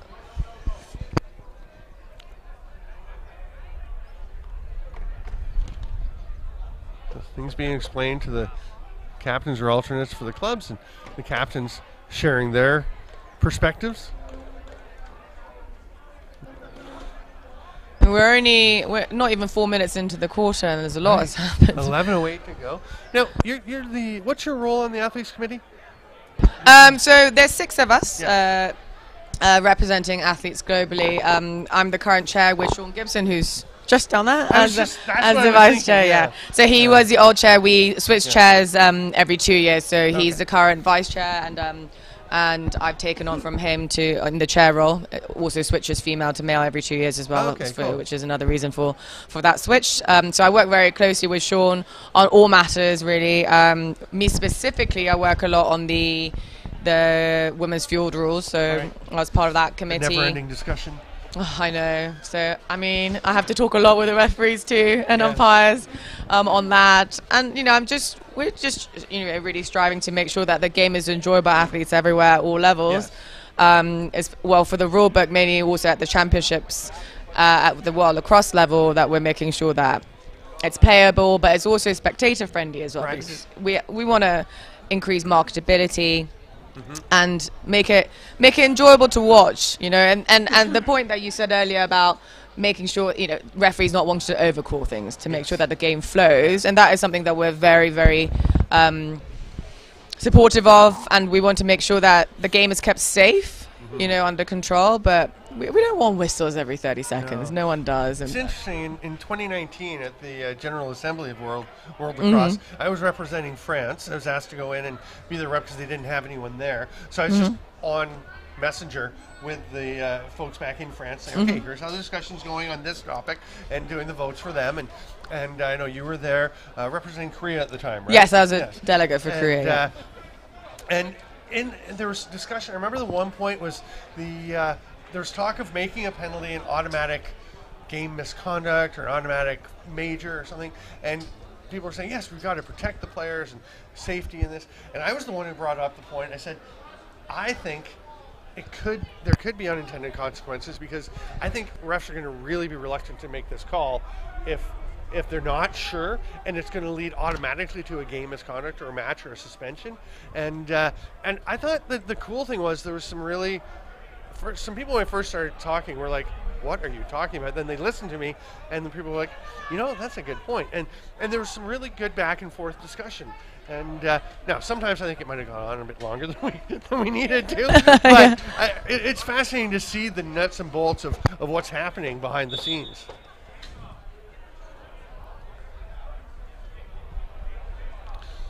And I'm not going to give you a chance to respond right now at all, because we're just getting the calls. I'm curious too. Well.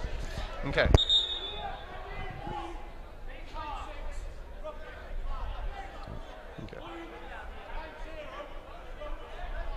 Okay.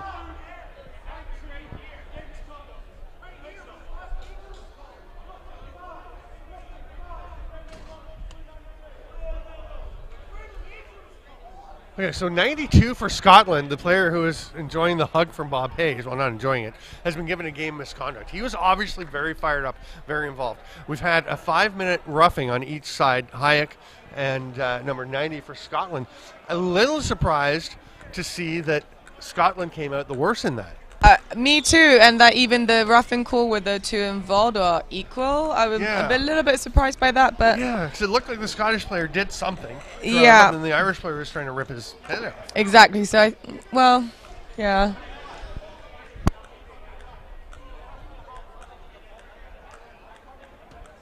And we're gonna have the rare face-off, not at the center, but over in the offensive zone for Ireland. And it's funny just seeing all the players ranged around, because nobody really knows where to go. That restraining lines. Actually, one of the She-Box players was asking me about face-offs. Oh, do they have face-offs with the dots? I'm like, yeah, almost never. Almost never. It hits the ref and goes out I've of seen play. 2 this weekend. There you go. That's about 2 more than you'd see in a normal weekend. Yeah. Tommy McDonald directing D'Amico to go ahead. It's one of the nice things too. I mean, this is such a great venue. I love being right on top of the action. You're getting the sense now, right, of how much you can hear of the players talking to each other, the officials and players discussing. Here's a breakaway for Johnny Shaw. Oh, what a beautiful play. You can see Luke Maloney raising the stick, trying to find a time to come down with a check, and Shaw did such a great job. I'm not saying he's Tracy Kolosky, but that Tracy Kolosky type Right. kind of in front of you so they can't get to it. It's a smart play. I at one point didn't think that he was going to take that shot. It looked like he was kind of pulling away. Yeah. But he went for it and paid It off. worked. 18-13, 10:22 to go. So we were making our predictions before the game, right? Yes. And I said 5 goals, 4 goals. 5 goals? You said 5. I said 5 for Ireland. They're up by 5 now, but I also thought it was going to be a bit lower scoring. They're Right, definitely right. adding up some goals. And We'll I see. did too, but Yeah. You had it a bit higher scoring than I did. You're closer than I am so far. I did, but I didn't think they would be this high with still 10 minutes to go. Right. Which means that, the offense are doing a great job getting those shots off and the goals in. So kudos to both teams on that. Yeah. So the overall goals a bit higher than we were thinking, but the spread right about where we thought. But Scotland is really putting some pressure on. There's another save by Farrelly, comes straight back out, and McDonald comes away with it. That's Thomas McDonald, or Tommy. They all call him Tommy. I always like to make sure I get players' names as correct as I can. Here's Jordan Wheaton. And here's a breakaway chance. Oh, yeah. Everyone's sliding down there. You can see that the Scottish player on the break didn't really get the shot he wanted because he was so aware of the Irish player chasing him down. So that's why, kids, you always keep running hard and keep putting pressure on because you can affect them even if you can't get a stick on them. I mean, great speed coming off that loose ball, though. Yes. That's what created the whole chance. Here's Moffat. Sorry. Oh, there's another goal for Scotland. And it's a 4-goal game. All kinds of momentum for the Scottish. I think that incident and having their player kicked out may have just fired them up a bit. Yeah, but again, I don't know what the coaches are saying to them, but I want some of that motivation, I think. Right? We'll have to have them in as guest speakers. Yeah.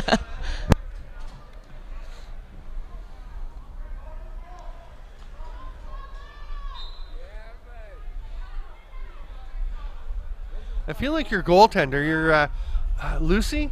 Lucy. Yes. Lucy and Alice. We actually were yes. lucky to have. Hang on, we've got an injured player down on the floor. He's looking definitely shaken up. Oh.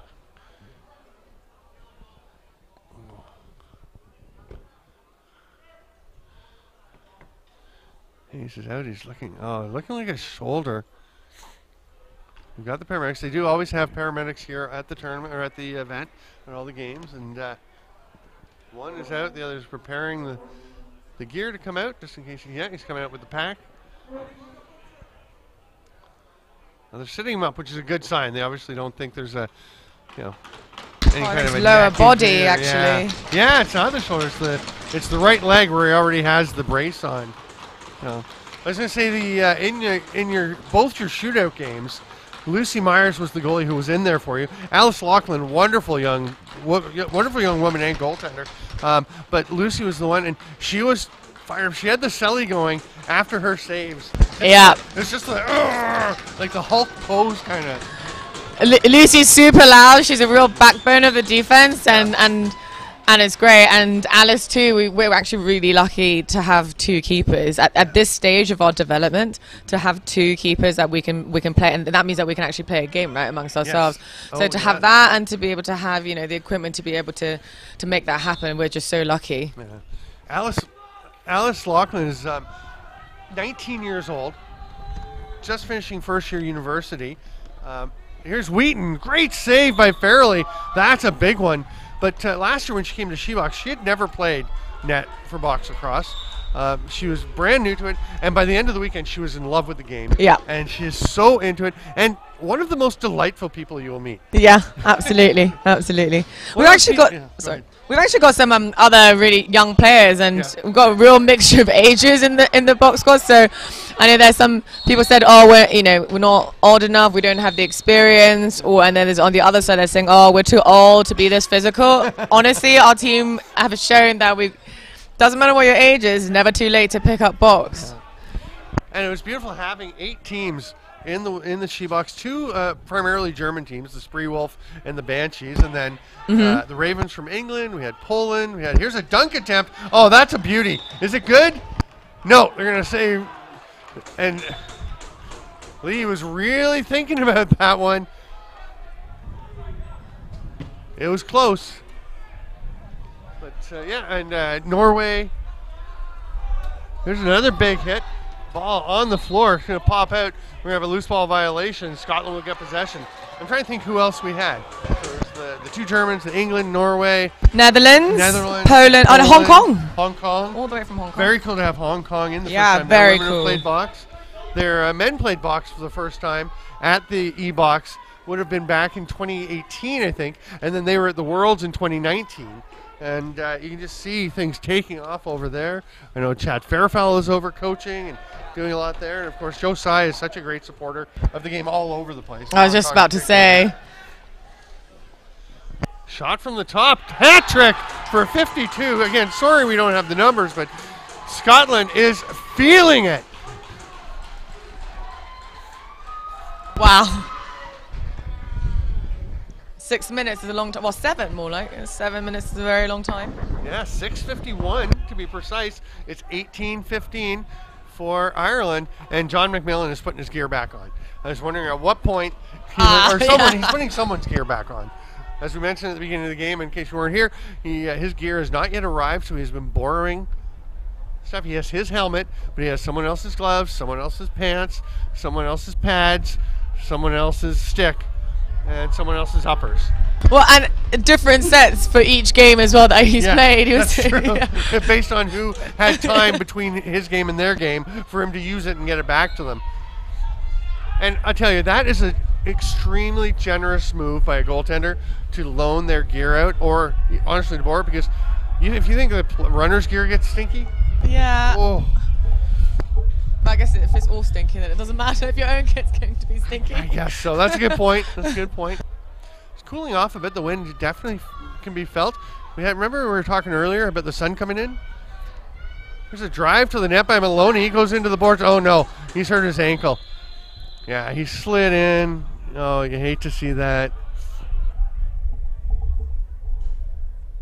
He drove in so hard to get that shot off and then slid, and unfortunately didn't get himself turned, so the ankle went, bottom of the foot went straight in, the side of it into the board, instead of being able to just turn and kind of take it with the with the bum or the pads, where you have a little more cushioning. He looks okay as he's getting off to the bench, but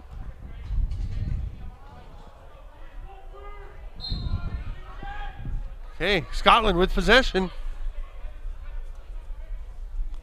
Oh, a drive underneath. Big save by McMillan, facing his first shot of the game as he turns aside Tom Beck.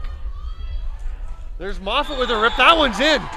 That was a perfect shot, taking the pass from Sam Lewis and just rifling it home.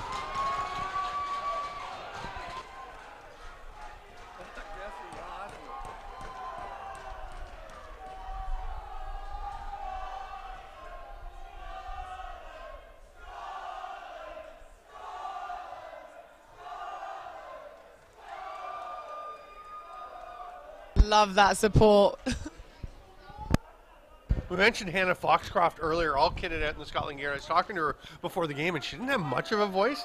And I said, you've blown it. You haven't saved your voice for this, because she was cheering for another game earlier. And she said, no, I got in trouble for it. She said, but to be fair, sometimes when I opened up to yell, nothing came out. It was just air, just silence. But she seems to have recovered and is in full voice with the rest of the Scottish group. Yeah, she's been busy having to play a game, 2 games a day, and then also be their best supporter, so well, the loudest supporter at least. Yeah, and we've seen lots of that. We mentioned the Norwegians, I think, where the men are always there to support the women's games, the women are always there to support the men's games. You see that so much of the crossover at this event. It's great to have them both happening together. Another goal! What a finish. Hammering that one home is Johnny Shaw. I believe that's 3 for him as well. We've got a 1-goal game. And Ireland, they put John McMillan back in when Sean Murphy was struggling. And McMillan seems to be having a bit of a time finding his footing again.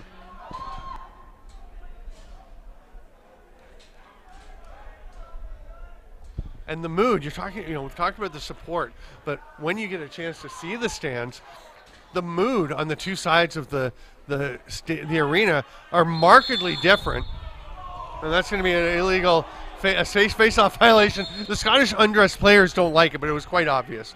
But the funny thing is, Ireland's still winning, and they are subdued and not very happy looking, whereas the Scots they're on fire. Maloney's back in play as well. What's that? Guess his ankle's okay. Yeah, that's great to see. Penalty coming now to Scotland.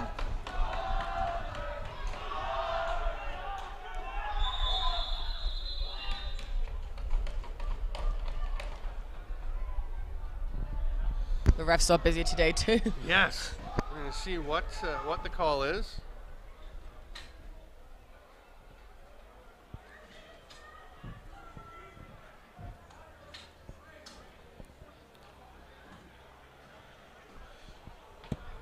All right, so the minor will give Ireland a chance to try and turn things back around.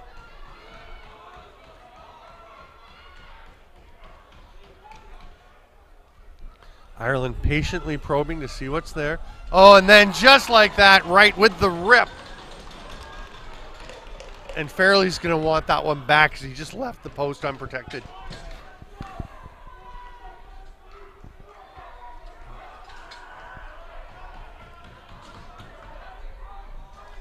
So 2-goal edge for the Irish, 19-17, with 4:38 to play. Scotland, can they regain the momentum? Is momentum even a real thing? I've seen a study on that says, may not be quite as much of a factor in sports as we think. It sure feels like it is. Coppinger with the shot. That's an important save for Fairley because he looked a little bit shaky fighting the ball, but he made the stop and then made a nice calm outlet pass to Ian Murray. Murray ripping up the floor. Oh, that pass didn't quite connect. Looked like Colin Weir may have been thinking what to do with the ball before he got it. Right. They get it back though. Just getting their 5th attacker out. He's going to try and sneak in the backside. There's a shot off the post. Tom Beck went after it, but it's McMillan coming away with the ball. Makes the short outlet pass to McDonald, and Moffat gives him a bump. McHugh leaves it for Jordan Wheaton. He is dangerous. The Scottish defense watching him with the eyes of a hawk. Right to the far side. That one gets away from Keane. Oh no, that's not a good pass coming out of their zone. Oh, nice play there by O'Sullivan to go jump up as he's going backwards, get the ball in midair, pass it back out to Gibson, and that's going to help maintain possession for the Irish. Wheaton. There's Maloney looking okay. Gibson will shoot. That's a save by Fairley. It'll be a fresh 30 as Wheaton grabs the ball for the Irish. Down to the final 3 minutes. Still the 2-goal lead for Ireland. Oh, nice pass. O'Sullivan also may have been thinking about shooting before he quite had it. Hard forecheck pressure, or back check pressure from O'Sullivan. Can't get the ball though.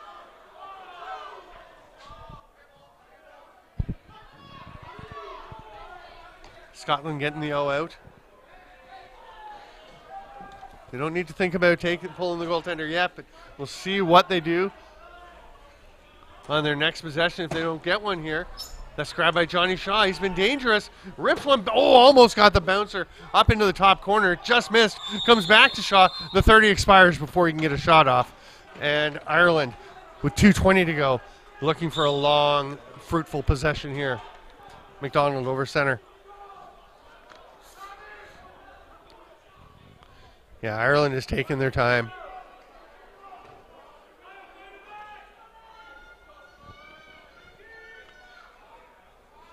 Keane across to right.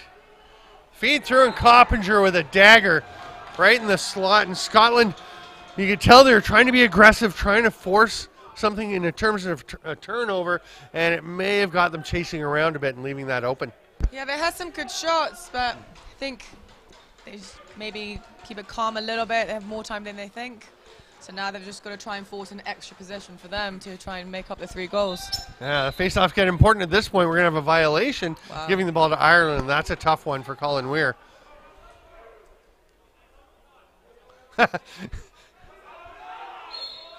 Ian Murray kind of tossed the ball. A Scottish player ran into the stick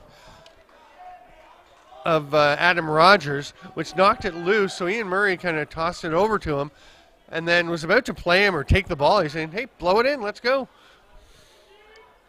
There's a chance in the middle for O'Sullivan. Nice strip. There's a man up the floor. Murray on his way. He's got one off the bench to check him. McDonald. Murray, great wheel, scores! And slides sideways into the boards. So he's fine. What a great play by Ian Murray. The body control, knowing that it was slippery, to get his stick laid out and just tuck it home. Beautiful play. Another important face-off coming off here. And they're ready to go already. They've got the players at the dot. Not a lot of hesitation. Adam Rogers for Ireland. Colin Weir for Scotland. So critical for Weir at this point. Oh, but Adam Rogers pulls it out. Can't quite control it. And it's, Weir had it. Tried to decide between chasing and kicking it to his teammate or getting his stick. He got his stick. I think he rused that decision at this point. Mikey Shea has it. Oh, a turnover. The pass bounces off the boards. Gibson slid a bit. Scotland coming down. Still a little over a minute. They trail by 2 goals.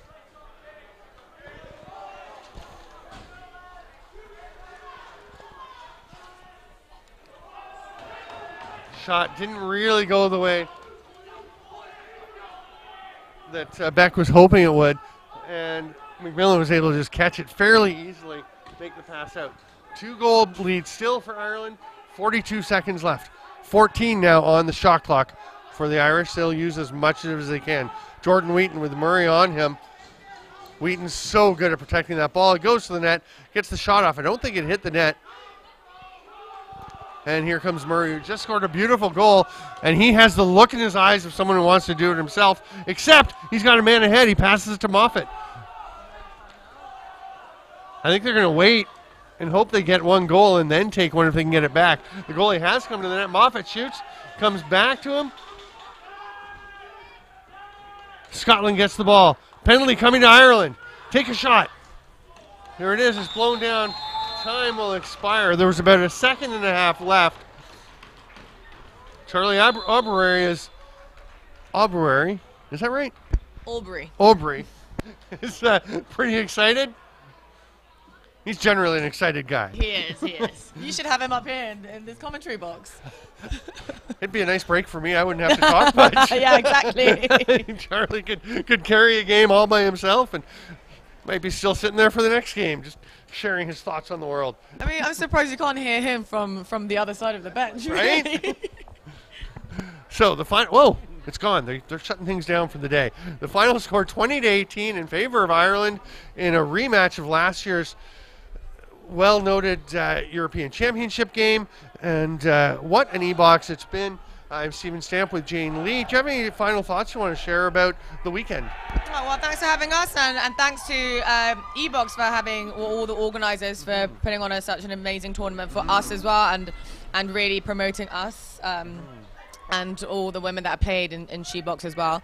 And it's been in every team and every athlete's perspective, been amazing, and it's been a great opportunity. And we just hope that we can see more teams next year, more players, and more, of course, more familiar faces returning to next year's tournament. So much fun. And I was going to say, and what I'm hearing is the next year there probably will be another venue available to add, and the women will get to play, because the women were playing the 2 15-minute running time halves this year, the shorter games. My understanding is you'll be playing regular length games next year. Yeah, that'd be great. To be honest, the 2:15s I think was a great way to start everyone off. Yes. But we'd love to play the full games, and everyone learned so much over those 2 days. I think the teams that were played totally different games by the time it hit Sunday afternoon compared to when they first started on Saturday morning, and that's how much just 2 days can instill in a player.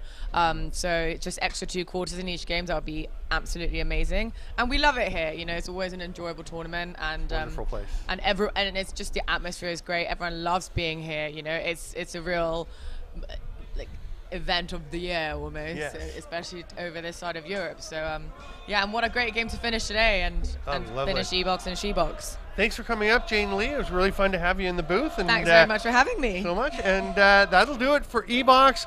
And remember to go to the Alice Rabeski site. Tomorrow is a day off.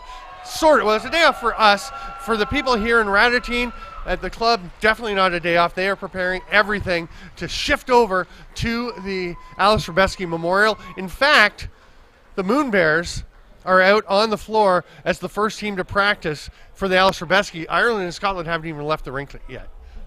So they're ready to roll. I'm Stephen Stamp for Jane Lee and everyone here at LCC Radotín, the E-Box and the She-Box. Thanks for being with us all weekend. Rest up tomorrow, and then get your YouTube ready to roll on Wednesday as the Alice Rabeski Memorial 2023 kicks off for 4 days of excitement here in Radotín.